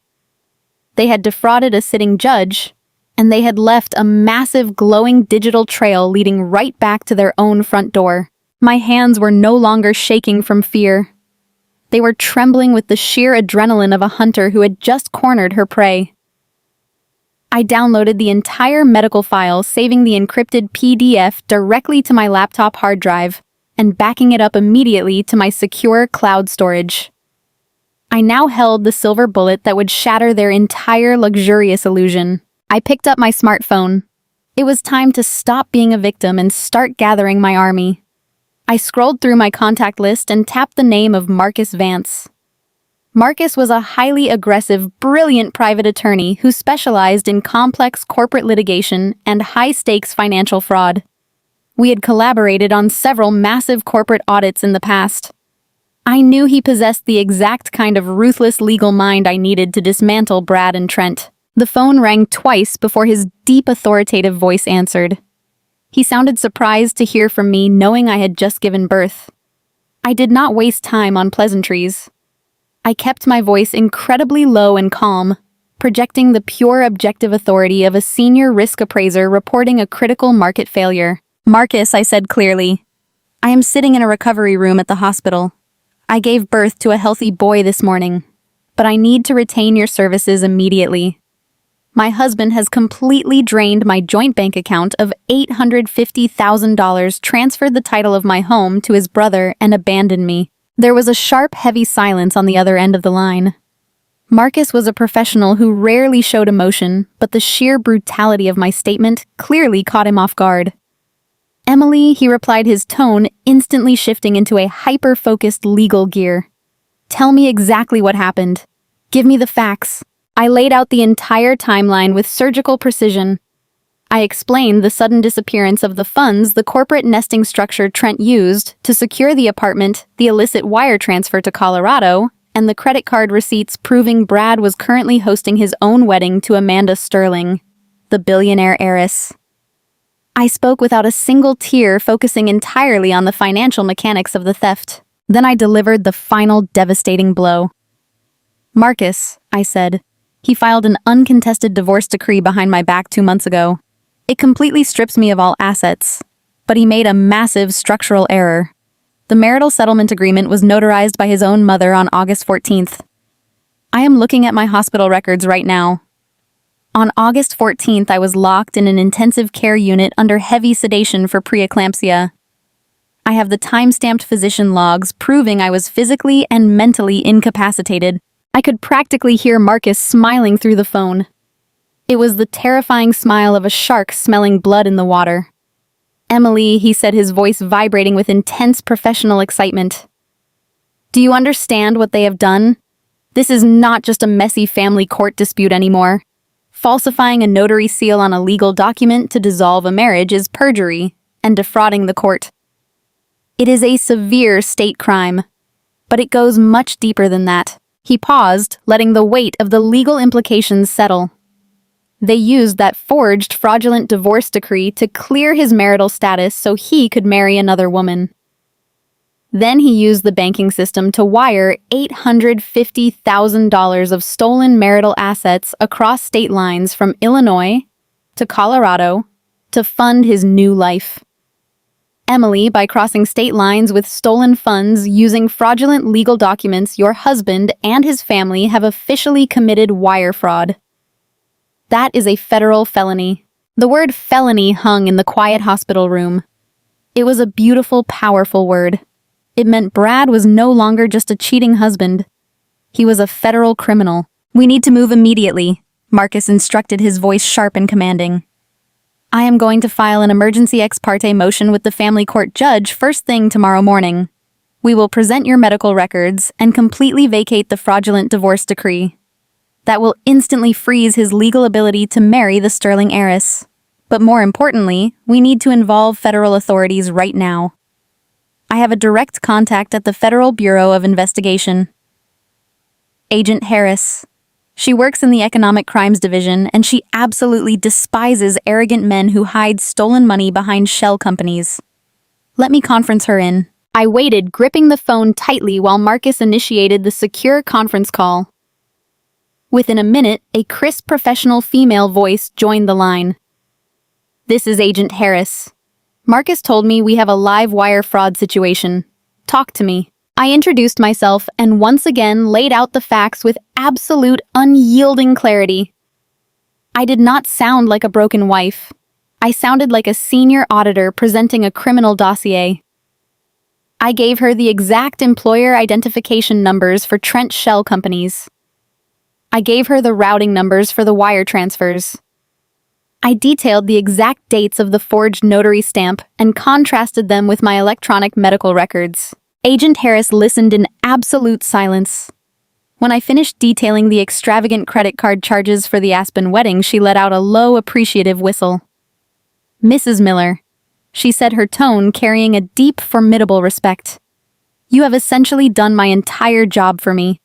You have handed me a fully wrapped federal indictment with a bow on top. Your husband thought he was being clever by moving the money to Colorado, but that interstate wire transfer just gave the FBI full jurisdiction to tear his life apart. What is our next move? I asked, my eyes locked onto the sleeping face of my son. I want them to lose everything. We are going to shut his entire network down. Agent Harris replied, her voice completely devoid of mercy. I am initiating an immediate federal freeze on that joint account in Colorado. Every single cent he transferred will be locked down by midnight tonight. His credit cards will be frozen. Marcus will handle the family court injunction to invalidate the divorce. She paused, and I could hear the sound of her typing rapidly on her own keyboard. But the best part, Mrs. Miller, is the timing. You said the wedding is happening in Aspen this weekend. If we freeze his assets tonight, he is going to wake up tomorrow morning surrounded by billionaire guests, luxury vendors, and a wealthy bride with absolutely no way to pay for any of it. He is going to be standing at the altar when the financial floor completely collapses out from under him. And once he realizes he is trapped, my agents will be waiting to have a very long conversation with him about wire fraud. A deep, powerful sense of satisfaction settled into my bones. The terrifying shadows that had filled my hospital room just an hour ago were completely gone. I thanked Agent Harris and Marcus, promising to send them the encrypted digital files immediately. I ended the call and placed my phone gently on the bedside table. I looked out the window at the dark, sprawling city. Brad and Trent had looked at me and seen a weak, compliant woman they could easily discard. They had built a massive, glittering castle of lies, assuming I would just quietly accept my fate and fade away into the background. But they had provoked the wrong woman. They had threatened the survival of my child. I leaned back against the hospital pillows, a cold, triumphant smile finally breaking across my exhausted face. The trap was set. The federal net was closing in. Brad was currently drinking expensive champagne in Aspen, completely unaware that his perfect heist had just transformed into a federal indictment. I pulled my baby closer to my chest, feeling the steady, strong rhythm of his tiny heartbeat. We were going to be just fine. Tomorrow morning, my husband was going to wake up to a spectacular, absolute nightmare. The morning I was discharged from the hospital should have been the most beautiful and celebrated day of my life. It should have been a day filled with soft smiles, colorful balloons, and a devoted husband carefully carrying his newborn son into the bright daylight. Instead, my departure felt like a highly classified covert military extraction. There were no balloons waiting for me. There was no husband holding my hand. There was only me holding my tiny, fragile baby boy tightly against my chest, surrounded by a private security detail sent by my attorney, Marcus. The physical pain radiating through my recovering body was immense, a constant throbbing reminder of the grueling labor I had just endured. But my mind was no longer clouded by exhaustion or despair. I moved through the sliding glass doors of the maternity ward and stepped into the crisp Chicago morning air, leaving the terrified, weeping victim I had been 2 days ago completely behind me. Marcus had moved with terrifying, breathtaking speed. Within hours of our late-night strategy call, he had secured a fully furnished, highly secure corporate apartment in a discreet high-rise building on the north side of the city. The lease was held entirely under a proxy corporate name, making it completely untraceable by Trent Brad or anyone in their toxic orbit. As the heavy doors of the black town car closed, shielding me from the outside world, I looked down at my sleeping son. His tiny chest rose and fell in a peaceful, rhythmic motion, entirely oblivious to the massive, devastating storm that had just shattered our family. I gently kissed his warm forehead, making a silent, unbreakable vow. I would never shed another tear over the man who had so casually abandoned us. Every single ounce of my remaining energy would be dedicated to utterly destroying the arrogant people who thought they could leave us penniless in the gutter. The new apartment was modest but perfectly secure. It had sturdy locks, thick blackout curtains, and a quiet, insulated atmosphere that made it feel like an impenetrable fortress. I laid my son down in the clean, portable crib Marcus had thoughtfully arranged, and finally took a single, deep moment to breathe. My smartphone, which was resting on the cold granite kitchen counter, buzzed aggressively. The screen lit up, displaying a fresh text message from Trent. It was the third message he had sent since he marched into my hospital room to deliver his cruel eviction notice. The message read exactly as I anticipated. He told me that my time was up. He boasted that the building management had already been instructed to disable my electronic key fob by tomorrow afternoon.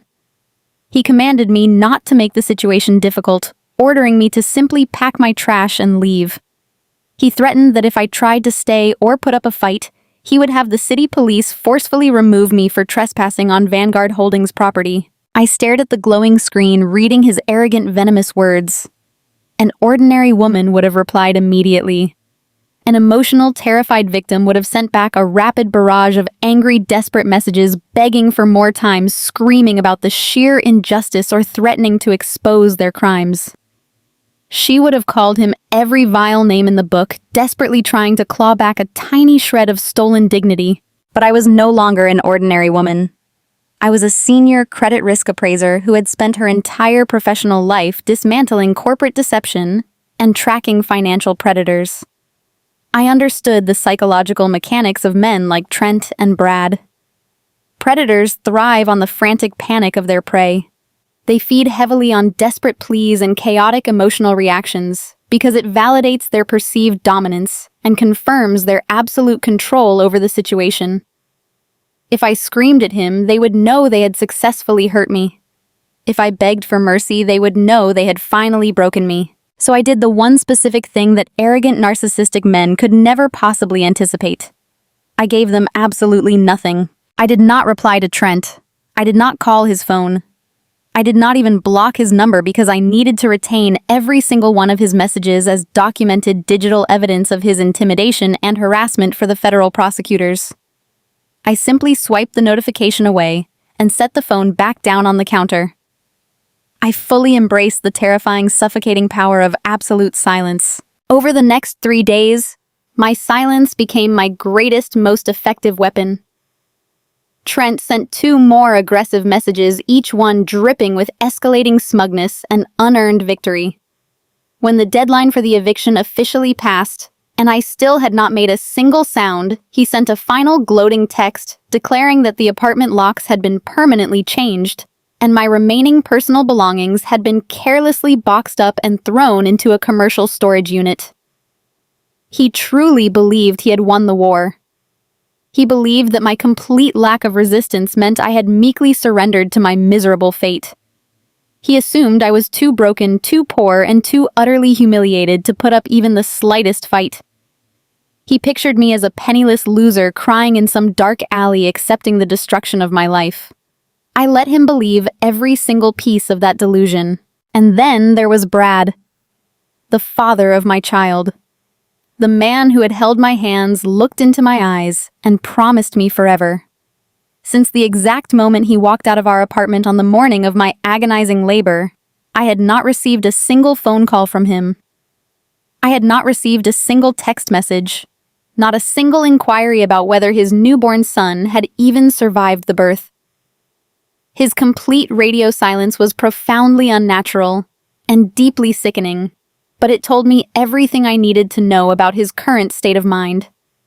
He was completely consumed by his new glamorous reality. He was busy rubbing shoulders with the wealthy elite in Aspen, breathing the crisp mountain air, and playing the role of a highly sophisticated affluent asset manager for Amanda and her billionaire father. He assumed that his older brother had handled the messy, unpleasant business of discarding his pregnant wife in Chicago. He assumed I was completely erased from his pristine new life like a bad, unprofitable investment. Their collective arrogance was their absolute fatal blind spot. My silence allowed them to sleep soundly at night, fully believing their monumental financial crime was perfectly executed and completely untraceable. They had absolutely no idea that while they were busy toasting their flawless victory, I was sitting in my secure safe house meticulously building their federal prison cells brick by digital brick. The 2 weeks of my strict postpartum confinement were an agonizing, grueling marathon of physical recovery and intense forensic accounting. While most new mothers were supposed to be resting, healing, and peacefully bonding with their babies, I was operating a highly classified secret digital war room right from my kitchen table. The physical toll of childbirth was still immense. My body ached constantly, and the sheer brutal exhaustion of waking up every 2 hours to nurse my growing son felt like a heavy, crushing weight pressing down on my chest. But the burning, unyielding desire for justice provided an endless, potent supply of adrenaline. Every single night when the bustling city of Chicago went completely dark and quiet outside my window, my apartment came alive with the soft blue glow of my encrypted laptop screen. I sat at the table, a warm cup of coffee cooling beside me, gently balancing my newborn son on my lap, while I engaged in hours of highly secure video conferences with Marcus and FBI agent Harris. We operated in absolute complete secrecy, moving under the cover of their supreme overconfidence. Agent Harris was a relentless, brilliant investigator from the Economic Crimes Division.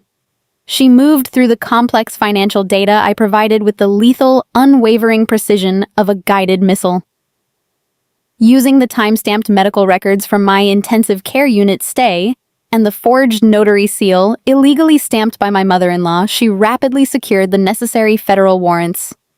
The evidence I had painstakingly extracted from my hospital bed was absolutely ironclad. The crime of falsifying notarized legal documents to fraudulently dissolve a marriage and subsequently using electronic banking networks to transfer stolen marital assets across state lines constituted multiple counts of severe federal wire fraud. We did not just build a legal case against my husband. We built an inescapable, suffocating trap designed to trigger at the absolute worst possible moment. The primary target was the $850,000 currently sitting in the newly opened joint checking account in Colorado. That massive sum of money was the absolute cornerstone of Brad's entire grand illusion. It was the stolen capital he desperately needed to prove to Amanda billionaire father that he was a man of substantial independent wealth. He needed those specific funds to pay for the extravagant wedding, the luxury mountain caterers, the custom floral arrangements, and the exclusive, wildly expensive ski chalets. Without that stolen money backing him up, he was nothing but a broke, unemployed fraud standing in the snow, holding a forged divorce decree. Agent Harris and her team of federal prosecutors executed a brilliant, highly sophisticated legal maneuver. They went directly before a federal judge and presented the mountain of undeniable verified evidence we had gathered. The judge immediately granted a covert federal freeze on the Colorado bank account, locking down every single asset tied to Brad's name. But here was the true, beautiful genius of the strategy. We did not freeze the account in a traditional way that would immediately alert Brad to our actions. We did not send a loud, glaring notification to his mobile banking application. We did not trigger an automated email warning him of the legal action. Agent Harris worked directly with the regional bank compliance department to place a phantom hold on the funds deep within the banking mainframe. When Brad confidently logged into his banking application on his smartphone to check his status, he would still see the bright, beautiful number of $850,000 sitting securely in his available balance. The digital interface would continue to feed his massive, fragile ego. He would look at that glowing screen and feel like an absolute king of the mountain. He would confidently swipe his secondary credit cards, paying massive deposits and signing legally binding contracts for his lavish wedding, fully believing his stolen fortune was safely backing him up and ready to settle the debts. He had absolutely no idea that the money he was looking at was entirely dead. The federal freeze meant that while the balance appeared visible and healthy on the surface, not a single physical penny could actually be moved, liquidated, or transferred out of the institution.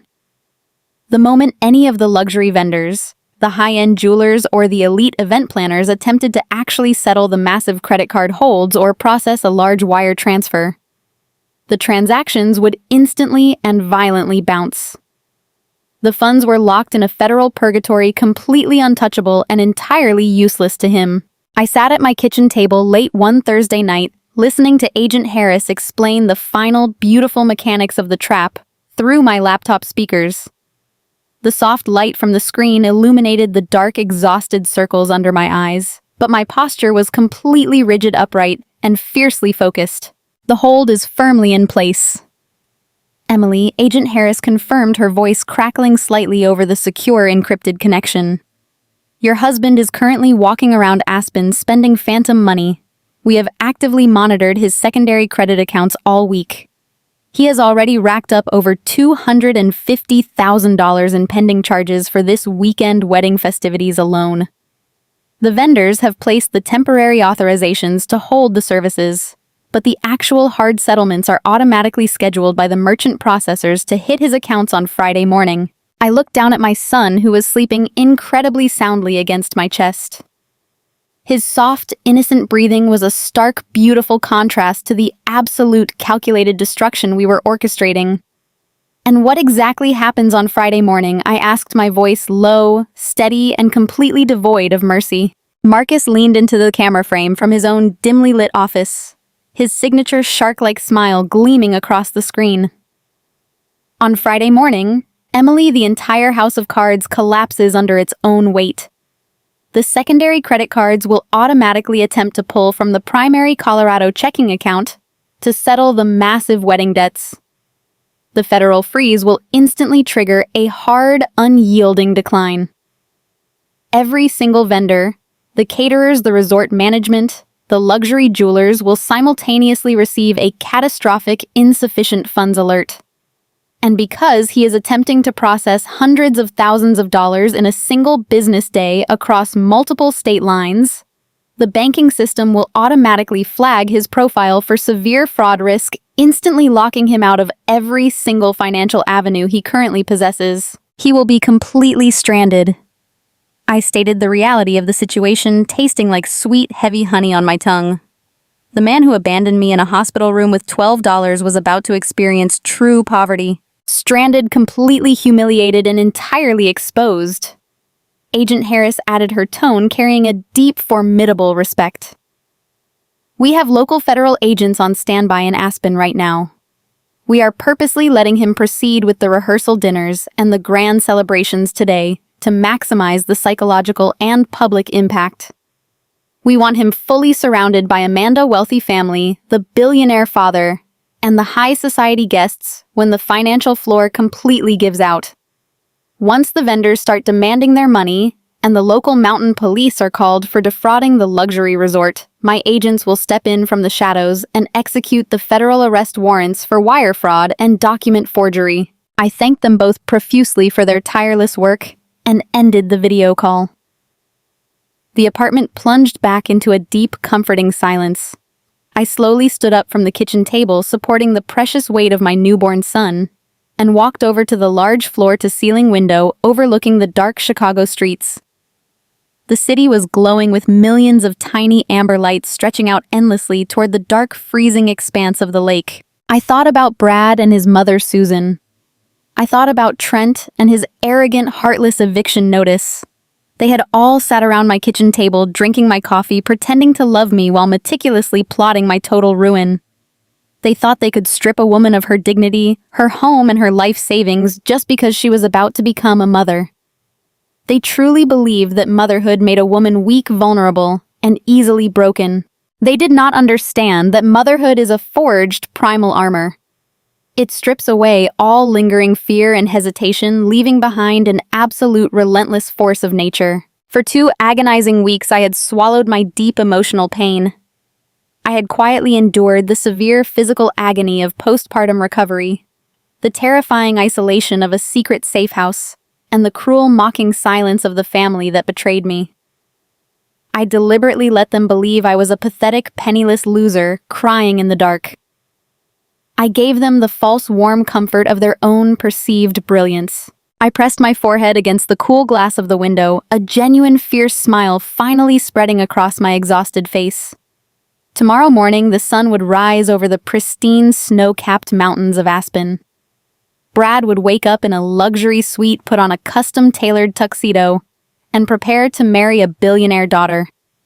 He would look in the mirror and see a wealthy, untouchable king. And then the entire world would come crashing down on his head. I held my son tighter, feeling a profound, beautiful peace settle completely over my soul. The terrifying silence was finally over. Tomorrow, the roaring thunder of absolute justice would begin. The days following the implementation of the federal freeze were filled with a tense, vibrating anticipation. I was a coiled spring waiting to be released. My private investigator, the man who had initially helped me uncover the depths of my husband's deception, contacted me late on a Tuesday afternoon. He had been diligently tracking the digital and physical footprint of Brad and his new billionaire bride. What he uncovered was the absolute pinnacle of their shared arrogance. Brad was not content simply hiding away in the mountains of Colorado. His ego required an audience. He needed to be seen, adored, and envied. The investigator sent over a heavily encrypted file containing a digital copy of a wedding reception invitation. It was a disgustingly lavish document, embossed with heavy gold lettering on thick cream cardstock. It cordially invited the most elite members of Chicago high society to celebrate the recent union of Brad and Amanda Sterling. They were hosting a grand, spectacular reception at the most exclusive historic country club on the North Shore of Chicago. This event was designed to be their grand debut. Amanda billionaire father had invited his Midwestern business partners, his golf buddies, and local politicians. Brad had invited his former colleagues, his wealthy clients, and his incredibly complicit parents. He wanted to stand in the center of a glittering ballroom, a glass of vintage champagne in his hand, and proudly show off the massive financial empire he had successfully married into. He wanted to parade his new heiress wife in front of the very city where he had left me completely destitute. He honestly believed he was untouchable. He believed the fake divorce decree had cleanly erased me from his legal history. He believed the stolen $850,000 was safely securing his new life. He had absolutely no idea that the money was currently sitting in a frozen federal purgatory, and he certainly had no idea that I was holding the match that would burn his beautiful new world to ash. When I saw the date and time of the reception printed on that glowing screen, a deep primal satisfaction settled into my bones. The event was scheduled for this coming Saturday evening. It was the perfect stage. It was the exact public arena I needed to execute my final maneuver. If Brad wanted an audience, I was going to give him a show that no one in that ballroom would ever forget. For the next 48 hours, I transformed my secure apartment into a highly efficient legal assembly line. I did not want to rely on spoken accusations. Accusations can be denied. Tears can be dismissed as the hysterical ramblings of a jealous ex-wife. But hard verified physical documentation is absolutely irrefutable. I sat at my granite kitchen table with a heavy-duty laser printer meticulously organizing the arsenal I was going to carry into that country club. First, I printed out the complete certified package of my hospital medical records from August 14th. I highlighted the physician logs, the time-stamped nurse check-ins, and the heavy dosages of intravenous magnesium sulfate that kept me unconscious and confined to the intensive care unit. These crisp white pages were the absolute, undeniable proof that the notary public seal stamped by my mother-in-law was a desperate criminal forgery. No one could look at those medical charts and believe for a single second that I was sitting in a room signing away my life savings. Next, I printed out the detailed transactional history of our joint banking account. I highlighted the exact dates and times Brad had systematically wired the massive sums of money to his new Colorado account, while I was writhing in agonizing labor pains. I placed these alongside the credit card statements that showed him using those exact stolen funds to purchase a $100,000 diamond engagement ring for Amanda. The paper trail was perfectly linear, completely damning, and impossible to argue against. Finally, I placed the ultimate weapon on top of the stack. Marcus, my brilliant private attorney, and Agent Harris had worked together to secure a certified copy of the federal arrest warrant for wire fraud and interstate financial crimes. It bore the heavy, intimidating seal of the United States Department of Justice. The document clearly outlined the felony charges against Brad for utilizing forged legal documents to unlawfully transfer marital assets across state borders. This was not a threat of future litigation. It was an active live warrant ready to be executed by the federal agents who were currently coordinating with local authorities to wait outside the country club gates. I slid all of these documents into a sleek, dark leather portfolio. It was heavy with the weight of absolute truth. This was my punishment file. This was the wedding gift I was going to personally deliver to my ex-husband. With the documentary evidence perfectly secured, I turned my attention to my physical armor. For my entire adult life, I had dressed in the conservative muted tones of a corporate credit risk appraiser. I wore navy, blue, black, and subtle gray. I blended into the background.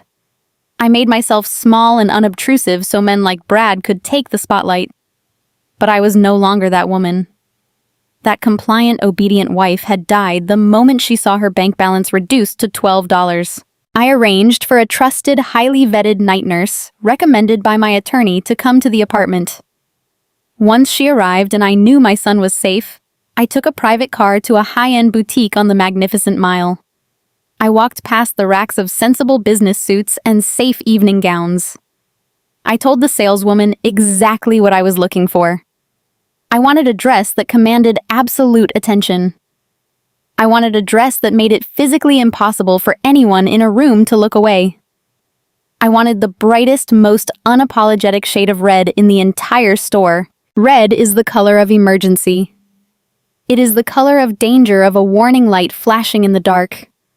It is the color of blood, and it is the absolute definitive color of revenge. The saleswoman brought me a stunning floor-length crimson silk gown. It featured a sharp, elegant neckline, long tailored sleeves, and a dramatic flowing skirt that moved like liquid fire. When I slipped it on in the fitting room and looked at myself in the full-length mirror, I barely recognized the woman staring back at me. The physical exhaustion of childbirth was still there, but it was entirely masked by a fierce, radiating power. I paired the gown with a pair of sharp black stiletto heels and a bold application of deep red lipstick. I looked like an executioner. I looked like a woman who held the absolute power of life and death over the man who had wronged her. Saturday evening arrived with a cool, sharp breeze sweeping off Lake Michigan. I stood in the nursery of my secure apartment looking down at my beautiful newborn son. He was sleeping peacefully, bundled in a soft white blanket. I gently stroked his soft cheek, feeling the overwhelming surge of protective maternal love that had fueled my entire survival. I kissed his forehead and whispered a quiet promise that I would be back soon and that our future was finally secure. I handed the baby monitor to the trusted nurse, grabbed my dark leather portfolio, and walked out the door. A sleek black luxury town car was waiting for me at the curb. I slid into the spacious leather back seat, placing the heavy portfolio on my lap. As the driver navigated the busy city streets heading north toward the affluent suburbs, my mind was completely clear. I was not nervous. I was not anxious. I felt a profound, icy calm settling over my entire body. I mentally reviewed every single piece of evidence, every timeline, and every legal statute I was about to weaponize. The drive took 45 minutes. The city skyline slowly faded away, replaced by the sprawling manicured estates and towering ancient oak trees of the North Shore. We turned onto a long, winding private driveway lined with glowing lanterns. The country club was a massive historic stone mansion sitting on hundreds of acres of pristine, emerald green golf courses. The front entrance was a chaotic, bustling scene of absolute luxury. Dozens of valets in crisp white uniforms were rushing to park a steady stream of Mercedes, Porsche, and Bentley sedans. Women in sparkling designer gowns and men in expensive tailored tuxedos were laughing and chatting as they walked up the grand stone steps and through the massive double mahogany doors. This was Amanda World.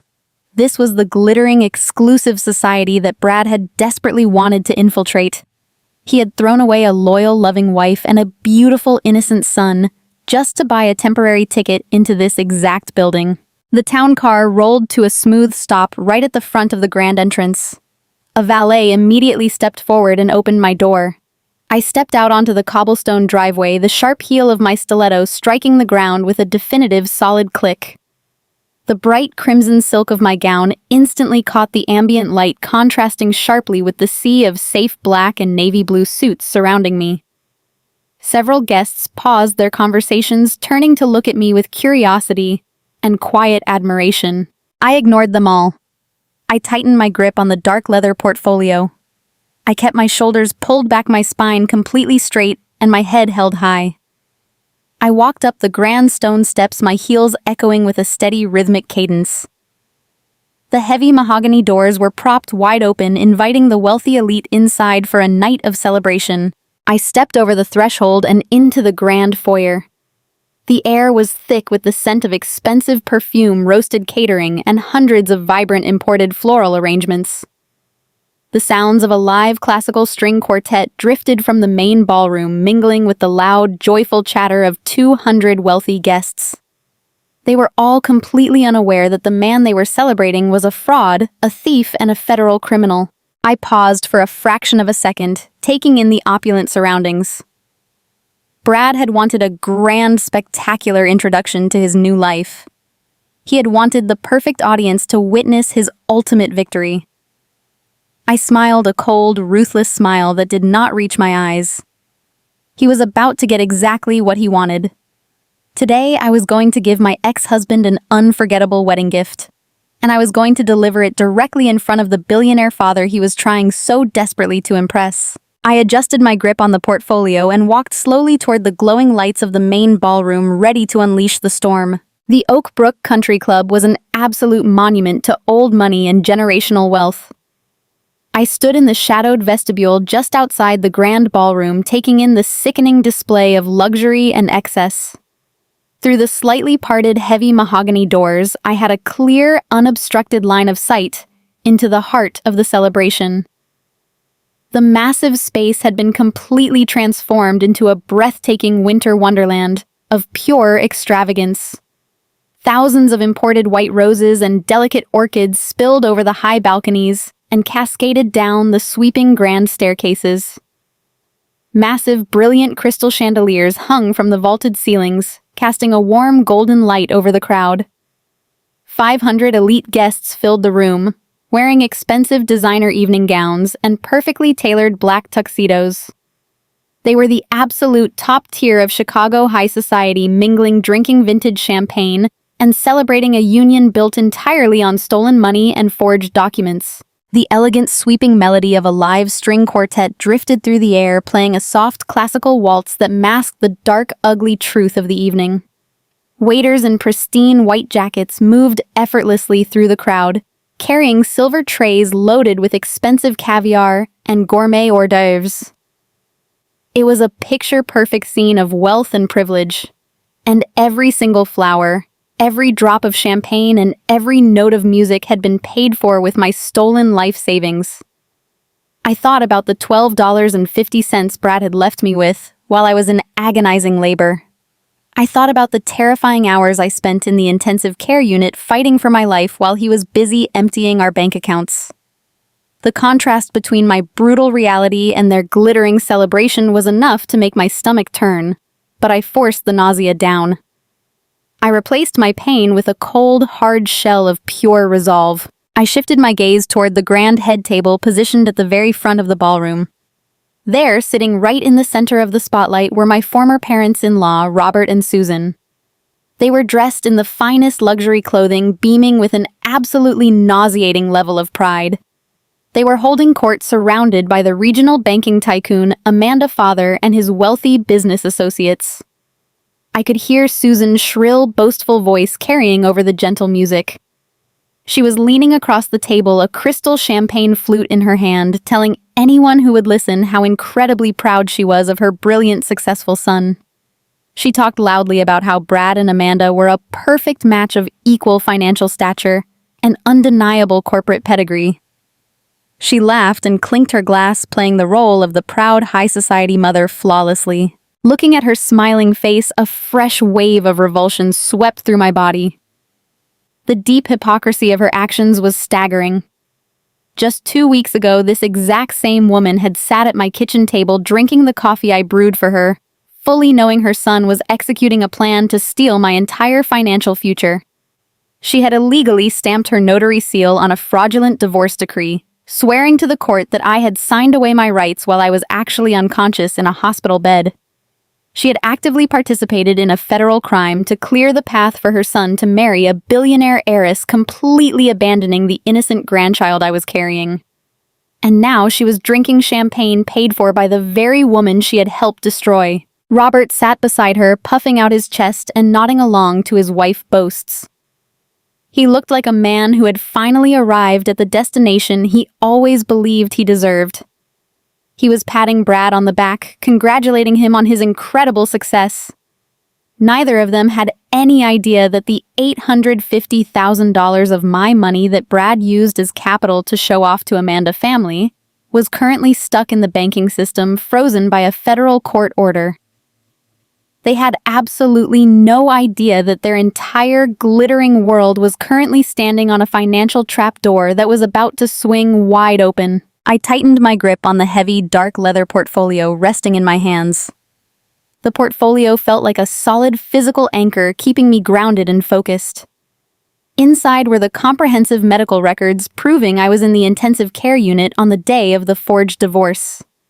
Inside were the detailed bank statements showing the exact route of my stolen money flowing into the Colorado joint account.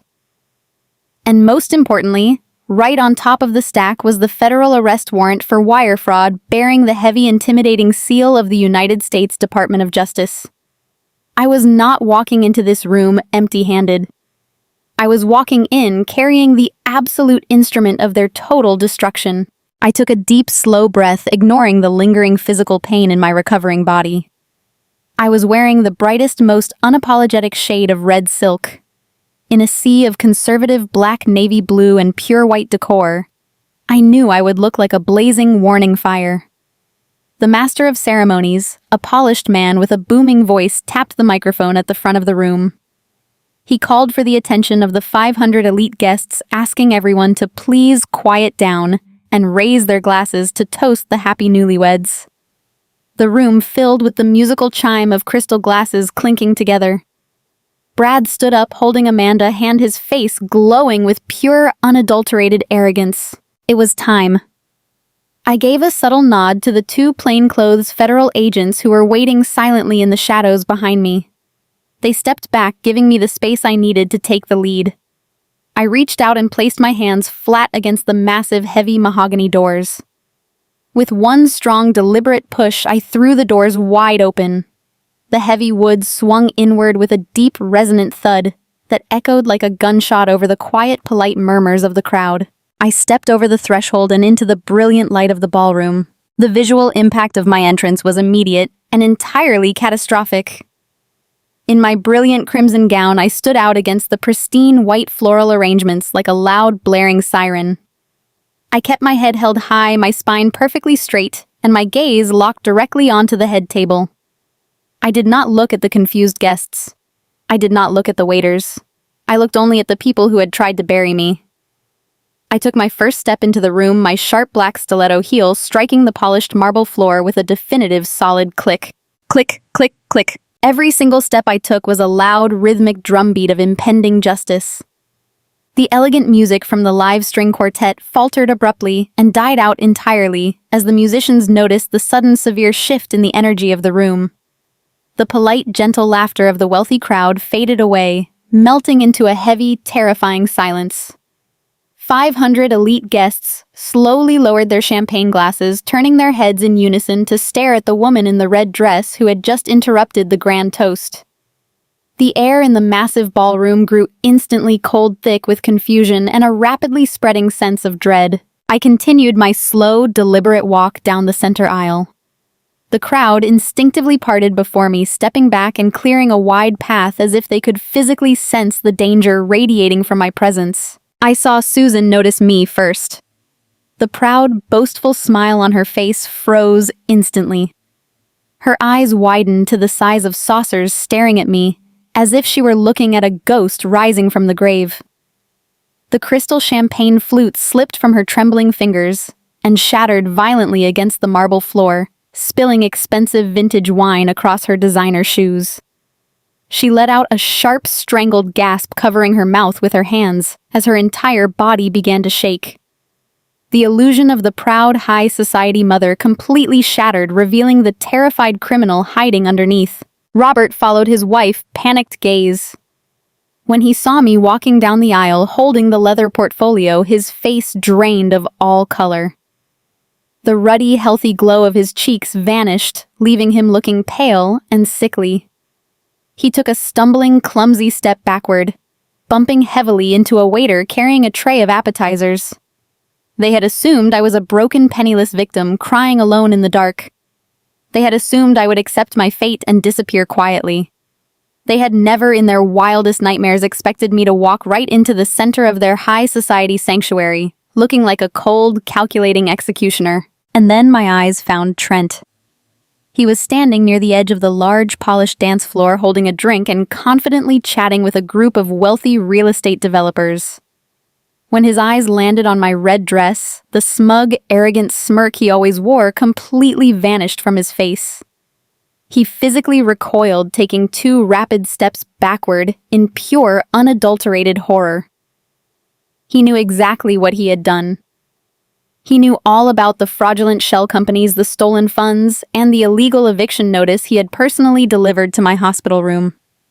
He had believed his corporate nesting strategy was impenetrable, but looking at my calm, determined face as I marched toward the head table, he suddenly realized that his perfect financial fortress was about to collapse entirely. The silence in the room was now absolute, deafening, and incredibly heavy. No one dared to speak a single word. No one dared to step in my path. The only sound in the entire grand ballroom was the sharp, heavy clicking of my heels on the marble floor. I was a storm moving across the room, and they were completely powerless to stop me. I finally reached the very edge of the dance floor, stopping just 10 feet away from the center of the head table. Brad was staring at me. His face was completely devoid of color, looking like a man who was having a severe medical emergency. His jaw was hanging slightly open, his eyes darting frantically around the room as if desperately searching for an escape route that did not exist. The confident, wealthy asset manager playing the role of the perfect groom was entirely gone. In his place was a terrified, cowardly little boy who had just been caught red-handed committing the most massive fraud of his life. He looked at the red dress, He looked at the dark leather portfolio in my hands, and he realized with absolute horrifying certainty that I knew everything. Amanda, the billionaire heiress, stood next to him looking completely confused and visibly annoyed by the sudden interruption. She was wearing a stunning custom white gown dripping in diamonds paid for with my stolen money. She looked from my face to Brad, pale, sweating face, clearly waiting for someone to explain why a woman in a blazing red dress had just crashed her Grand Society debut. Brad let go of Amanda, hand dropping it as if it were on fire. The sheer panic in his chest finally overwhelmed his paralysis. He lunged forward, stepping away from the head table and rapidly closing the distance between us. His chest was heaving heavily, his breath coming in shallow, ragged gasps. He stopped just inches away from me, attempting to use his height and physical presence to intimidate me into backing down. He wanted me to shrink away and submit just like I had always done in the past, but I did not flinch. I did not step back a single inch. I stood my ground, looking him dead in the eye, clutching the leather portfolio that contained his total federal destruction.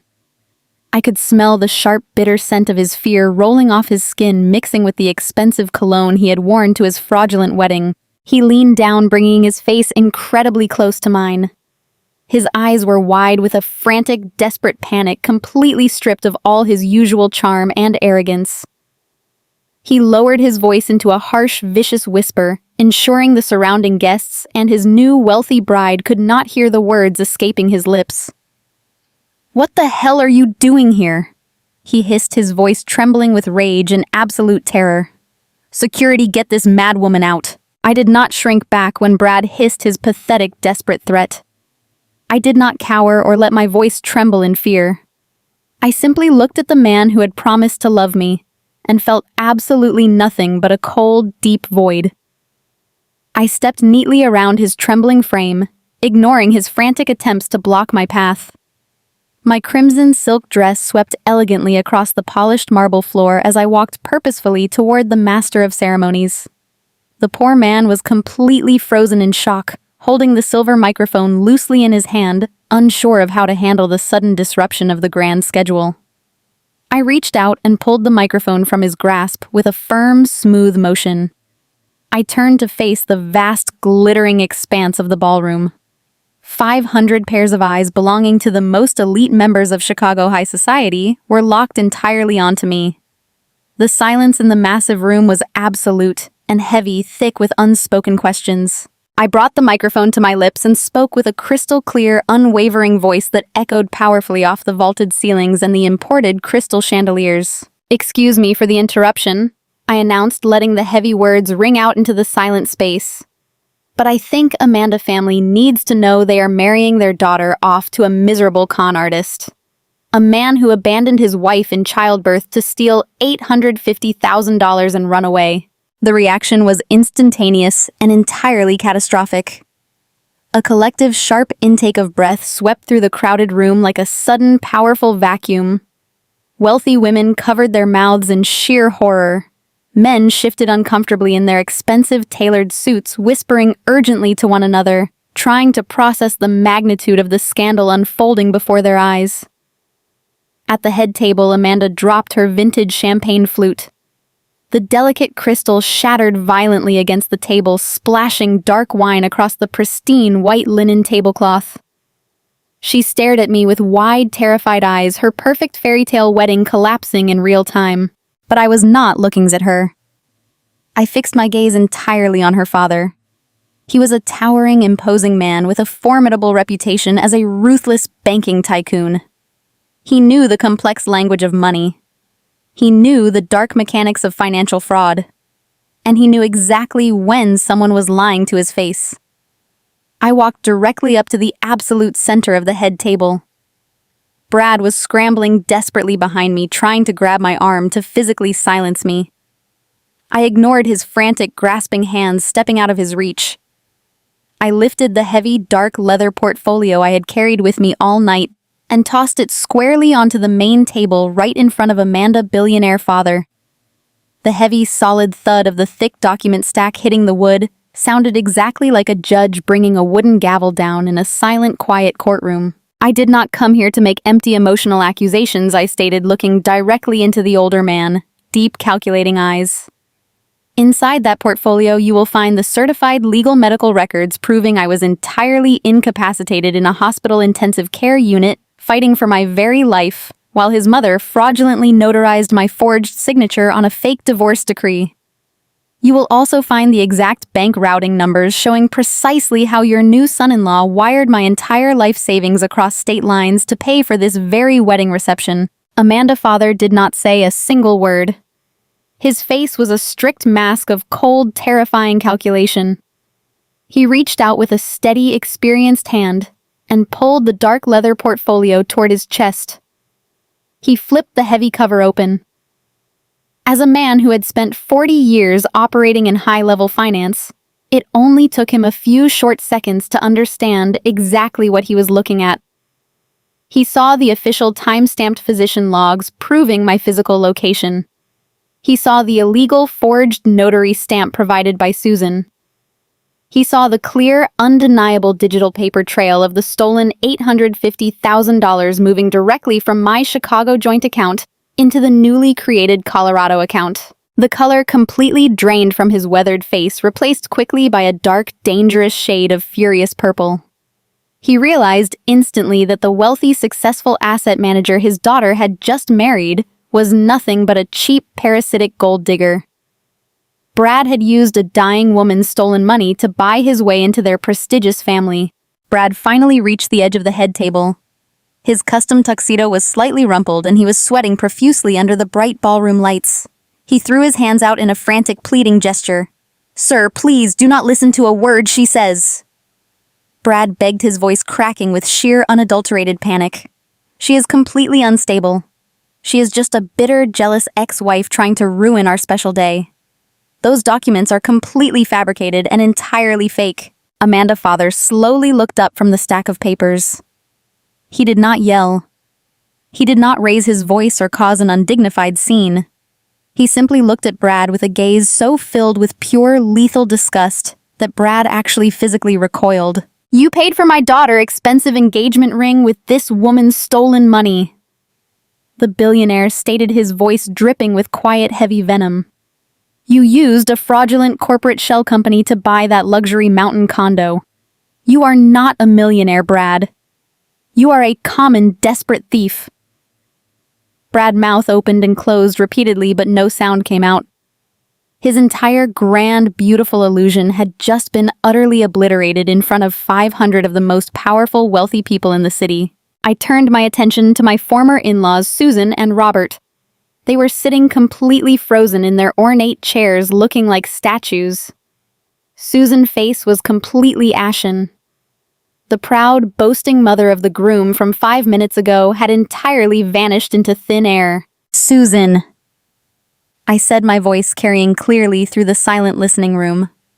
"Did you honestly believe the federal government would not notice a notary public stamping a binding legal document for a woman who was simultaneously hooked up to a heavy magnesium sulfate drip in a cardiac ward? Did you truly think perjury was just a simple, harmless family favor?" Susan began to shake uncontrollably. She stammered, attempting to form a coherent denial for the wealthy guests watching her. But her wide, terrified eyes betrayed her absolute, undeniable guilt.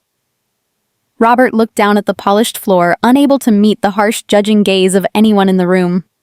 He knew his wife was going to federal prison, and he knew he was completely powerless to stop the impending destruction. And then there was Trent, the arrogant, smug brother who had gleefully handed me a cruel eviction notice while I was trapped in my hospital room.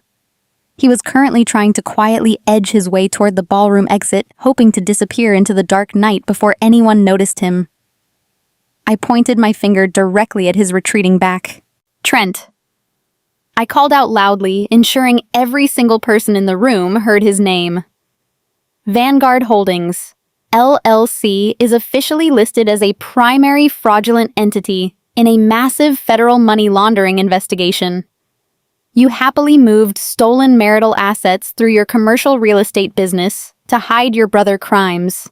Trent stopped dead in his tracks, his shoulders slumping forward in absolute, total defeat. The man who thought he was a brilliant corporate strategist realized his entire career was completely over. Brad realized he was completely and utterly cornered. His carefully constructed lies had failed miserably. His stolen money was trapped in a federal freeze. His wealthy, new, prestigious family was looking at him like a diseased, dirty rat. The sheer suffocating panic in his mind rapidly mutated into a sudden, violent, uncontrollable rage. He let out a primal, furious roar and lunged directly at me across the marble floor, his hands reaching aggressively for my throat. He wanted to physically hurt me for tearing down his perfect, glittering world, but he never even made it within 3 feet of my red silk dress. The heavy mahogany doors of the grand ballroom burst open with a massive, deafening crash. Agent Harris marched aggressively into the room, flanked by a dozen heavily armed federal agents, wearing dark tactical jackets with bold yellow lettering. Federal Bureau of Investigation. Agent Harris shouted, her commanding voice cutting through the chaotic room like a sharp, heavy blade. Nobody move a single muscle. 2 massive federal agents intercepted Brad mid-lunge. They grabbed his swinging arms, twisted them forcefully and painfully behind his back, and slammed him face first onto the cold, polished marble floor. The heavy, dull sound of his body hitting the stone was incredibly, profoundly satisfying. I stood perfectly still, watching with cold, detached interest as the agents pulled his arms tightly together. The sharp, cold, metallic clicking of heavy steel handcuffs clamping down viciously on his wrists echoed loudly across the silent, stunned room. Bradley Miller, you are officially under arrest for severe interstate wire fraud, perjury, and the direct forgery of federal court documents. Agent Harris recited, her voice echoing with absolute, unquestionable authority. You have the right to remain completely silent. Anything you say can and absolutely will be used against you in a court of law. Brad was writhing pathetically on the marble floor, sobbing openly, and begging for anyone to help him. But no one moved to his defense. The 500 elite guests simply watched the spectacle in stunned, horrified fascination, pulling out their smartphones to record the downfall of the fake millionaire. Agent Harris signaled sharply to the rest of her tactical team. 2 agents moved directly toward the head table. They grabbed Susan by the arms and pulled her roughly out of her chair. Susan began to weep hysterically, crying out to the wealthy crowd that she was just trying to help her loving son secure a good future. The agents completely ignored her desperate tears, securing her shaking hands behind her back, and loudly reading her rights for direct complicity in asset laundering and severe notary fraud. Robert was also pulled to his feet and escorted away. His head hung low in ultimate crushing shame for his role in hiding the stolen money. Across the large room, Trent dropped heavily to his knees. The arrogant man who had mocked me for being a penniless, defeated loser was now sobbing openly, crying like a frightened, lost child, as federal agents locked him securely in handcuffs. He wailed loudly to the room that he did not know it was illegal, that Brad had completely lied to him about the source of the funds, but the agents simply hauled him roughly to his feet and marched him toward the exit doors. Amidst the absolute devastating ruins of the lavish wedding celebration, Amanda stood trembling near the table. Her perfect magical fairy tale debut had transformed into a grotesque, highly public nightmare. She looked down at the man she had just married, the man currently bleeding slightly from his lip, onto the white marble floor, as federal agents held him down firmly. A look of pure, raw, unadulterated revulsion washed over her beautiful, pale face. She reached down and violently grabbed her own left hand. With one sharp, furious tug, she ripped the massive $100,000 diamond engagement ring right off her finger. It was the heavy, sparkling ring bought entirely with my blood, my tears, and my immense sacrifice. She raised her hand high and hurled the heavy piece of jewelry directly at Brad. It bounced hard off his shoulder and clattered away across the polished floor, skittering into the dark corner of the room. You absolutely disgust me, Amanda, whispered, her voice shaking with profound anger and deep social humiliation. She turned her back on him completely and permanently severing whatever fake toxic bond they had formed. Her father placed a warm, protective arm around her shaking shoulders, shielding her from the flashing cameras of the guests as they stepped away from the ruined table. The federal agents hauled Brad roughly to his feet. His expensive, custom-tailored tuxedo was completely ruined, covered in white dust and dark scuff marks from the floor. His face was streaked with desperate, terrified tears, and his breathing was shallow and frantic. As the agents turned him around to march him out of the grand ballroom, our eyes met for the very last time. He looked at me pleadingly, hoping to find a single tiny shred of the soft, forgiving, compliant woman he had easily manipulated for years. He hoped to see a glimmer of pity in my eyes. He hoped to see lingering sorrow or a trace of the love we once shared. He found absolutely nothing. I stood tall and commanding in my brilliant red silk gown, my posture flawless, and my face completely devoid of any trace of emotion. I looked at the broken man who used to be my husband being dragged away by the federal police like a defeated, pathetic dog. I felt no pity for his tears. I felt no lingering sadness for the total destruction of our past life. I only felt the pure, clean, rushing air of absolute, complete vindication. The heavy, suffocating burden of his massive betrayal was entirely gone, completely lifted from my shoulders. I watched in total, absolute silence as the heavy mahogany doors closed firmly behind him, shutting him out of my life forever. The fake wedding was over. The trap had sprung flawlessly, and my son and I were finally completely free to begin our real life. 6 months had slowly passed since that spectacular night of absolute destruction at the country club. The wheels of the federal justice system often move slowly, but when they finally grind forward, they do so with a crushing, inescapable weight. I sat quietly in the back row of a vast wood-paneled federal courtroom, watching the final chapter of my nightmare come to an official close. Brad stood before a stern, unyielding federal judge. He looked completely unrecognizable. The arrogant, polished asset manager who had confidently worn custom-tailored tuxedos and sipped vintage champagne was entirely gone. In his place stood a broken, terrified man wearing a standard-issue bright orange prison jumpsuit. His shoulders were heavily slumped, his face was gaunt, and his hands were shackled securely in front of him. The judge looked down at Brad with an expression of pure, absolute disgust. The judge spoke loudly, detailing the sheer malicious cruelty of abandoning a woman in critical medical distress to execute a highly calculated financial heist.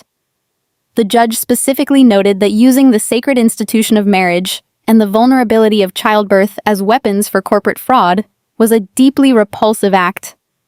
When the final sentence was handed down, the heavy wooden gavel struck the sounding block with a loud, definitive crack.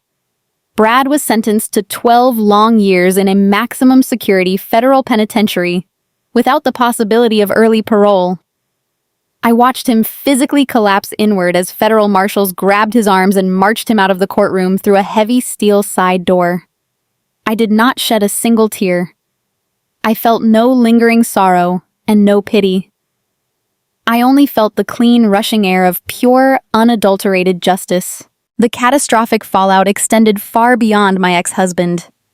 His parents, Susan and Robert, faced their own absolute total ruin. Susan had committed a very serious state felony by intentionally forging her official notary public seal on those fraudulent divorce documents. She had actively conspired to leave her own newborn grandson destitute. The heavy financial penalties, massive legal defense fees, and civil judgments completely drained every single penny of their retirement savings. They were utterly disgraced in their quiet suburban community. They were forced to publicly liquidate all of their assets, sell their comfortable home, and declare total, absolute bankruptcy. They had enabled their son toxic greed, and that very same greed had burned their entire lives to the ground. As for Amanda, the billionaire heiress, her family reacted with the terrifying, swift, cold efficiency of true corporate sharks. Her father deployed a massive team of high-priced, ruthless attorneys.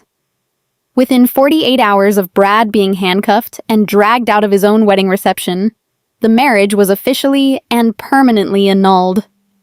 Amanda never spoke to him again. The powerful Sterling family utilized their immense wealth and influence to completely erase Brad from their pristine public history as if he were nothing more than a bad stain on an expensive rug. He was a brief, ugly mistake that they scrubbed clean and forgot about entirely. While the federal courts handled his criminal punishment, my brilliant attorney Marcus relentlessly pursued my financial and legal resurrection. The family court judge who reviewed our case was absolutely furious when presented with the undeniable verified proof of the forged notary stamp alongside my intensive care unit medical records. The original sham divorce decree was immediately completely overturned and thrown out of the legal system. In its place, the court granted a formal binding divorce ruling entirely in my favor. Marcus was a master of his craft. He ensured that I did not just receive a simple apology from the legal system. The federal freeze on the Colorado bank account was officially lifted by the authorities. The entire $850,000, every single penny of my stolen life savings, was wired directly back into a newly created, highly secured trust account solely under my name. But Marcus did not stop there. He successfully argued for massive punitive damages against Brad's remaining liquidated assets. The court awarded me a substantial financial compensation package for the severe emotional distress, the deliberate endangerment of my physical health, and the profound psychological torture I was subjected to during my vulnerable postpartum recovery. When I finally logged into my secure banking portal from the safety of my lawyer office and saw those massive verified numbers glowing on the screen, a deep, heavy weight physically lifted from my chest. My son's future, his education, his health, and his absolute security were permanently guaranteed. I used that recovered wealth to build a beautiful, impenetrable sanctuary for my new family. Today, I am sitting comfortably in the lush, sun-drenched garden of my brand new home. I bought this beautiful property entirely in my own name with my own money. It sits in a quiet, peaceful neighborhood surrounded by tall, ancient oak trees and thick green hedges that provide absolute privacy.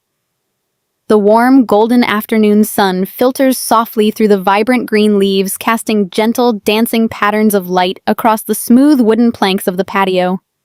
The air is warm and smells faintly of fresh blooming jasmine and clean morning rain.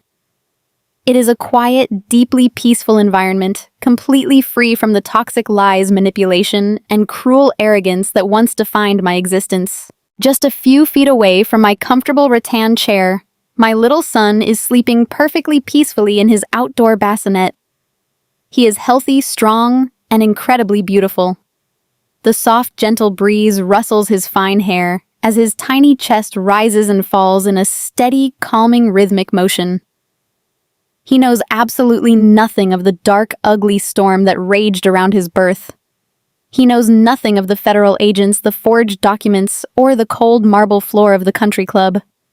He only knows the soft, warm touch of his mother and the absolute, unwavering safety of this beautiful garden. I reach out and gently stroke his soft, warm cheek with my fingertips. Looking down at his innocent, sleeping face, I realize a profound, beautiful truth about the last 6 months of my chaotic life. The agonizing, suffocating pain of being betrayed, abandoned, and legally erased during the absolute most vulnerable physical moment of my life did not destroy me. Brad and his family fully intended to leave me broken, shattered, and permanently destitute. They looked at my deep love, my dedication, and my trusting nature, and they falsely identified those traits as weak, pathetic vulnerabilities. They assumed that a mother in pain would simply surrender to the dark and give up the fight. They were incredibly, dangerously wrong. That deep, searing emotional pain was not a grave. It was a blazing, white-hot furnace. The sheer terror and the profound betrayal burned away the naive, compliant girl who just wanted to please everyone around her. The fire stripped away my hesitation, my fear, and my willingness to stay silent to keep the peace. The experience forged me into an absolute, unyielding force of nature. It turned me into a strong, fiercely independent, and ruthlessly intelligent woman who is fully capable of protecting herself and her child from absolutely any storm that might ever come our way. I survived the absolute worst betrayal imaginable, and I emerged from the wreckage holding all the cards and all the power. I built a beautiful new life on the ashes of their monumental failure. Life will sometimes push you to the absolute breaking point. People you love and trust implicitly might try to tear you down, steal your resources, and build themselves up on your back. They will try to make you feel small, insignificant, and powerless. But you must never, ever let them convince you that you are weak. The greatest revenge is not just securing justice, it is taking back your power and building a life of absolute brilliant happiness that they can never touch. If my story of overcoming ultimate betrayal and fighting for absolute justice resonated with you today, please give this video a like and subscribe to the channel for more powerful stories of strength and survival. I would also absolutely love to know where my journey is reaching you today. Please leave a comment below, telling me your beautiful city and the exact time you are watching this video. Stay strong, hold your head high, demand your worth, and never ever apologize for fiercely protecting your own peace. Looking back at the absolute wreckage of my past and the beautiful, peaceful life I have built today, I have learned a profound and incredibly hard lesson. We are always taught that marriage is fundamentally about trust and partnership. We are told to give our hearts and our futures to the person we love without reservation. But I am here to tell you that trust should never, under any circumstances, be accompanied by financial blindness. Love is a beautiful and necessary thing, but it is not a magical shield against human greed and betrayal. Never sign any legal documents without carefully reading every single word and fully understanding exactly what you are giving away. Never entrust all of your hard-earned assets and your entire future to a man assuming he will always protect your best interests. You must always maintain your own financial independence and your own separate security, no matter how much you love your husband. When you are pushed to the absolute brink of despair, when the people you trusted most in this world try to break you and leave you with nothing, you have a choice to make. Instead of falling to the floor and crying in the dark, you must find your inner composure. You must turn your tears into sharp, heavy weapons. You must stand up, straighten your spine, and fight back with cold, calculating precision. Your pain can either be a heavy anchor that drags you down to the bottom, or it can be a blazing fire that forges you into an unbreakable force of nature. I chose to walk through the fire, and it completely saved my life, and the life of my beautiful son. Thank you so much for accompanying me through this incredibly difficult and deeply personal time. Walking through the absolute darkest shadows of my life was not an easy task, but sharing my journey with all of you has brought me a profound and lasting sense of peace. If my story has given you strength today, and if it has restored your faith in absolute justice, please hit the like button and subscribe to the channel to help spread this crucial message of survival and empowerment. We need to remind every single woman out there that she is incredibly strong and completely capable of fighting back against those who try to destroy her. I would absolutely love to hear from you. So please do not forget to leave a comment down below sharing your honest thoughts on how I handled the entire situation. I also really want to know where my story is reaching you today, so please let me know exactly which state you are listening to this video from, and at exactly what time you are watching it. Your continued support and your kind words mean the absolute world to me and my son. Stay strong, protect your earned peace, and never let anyone make you feel small. I will see you in the next story.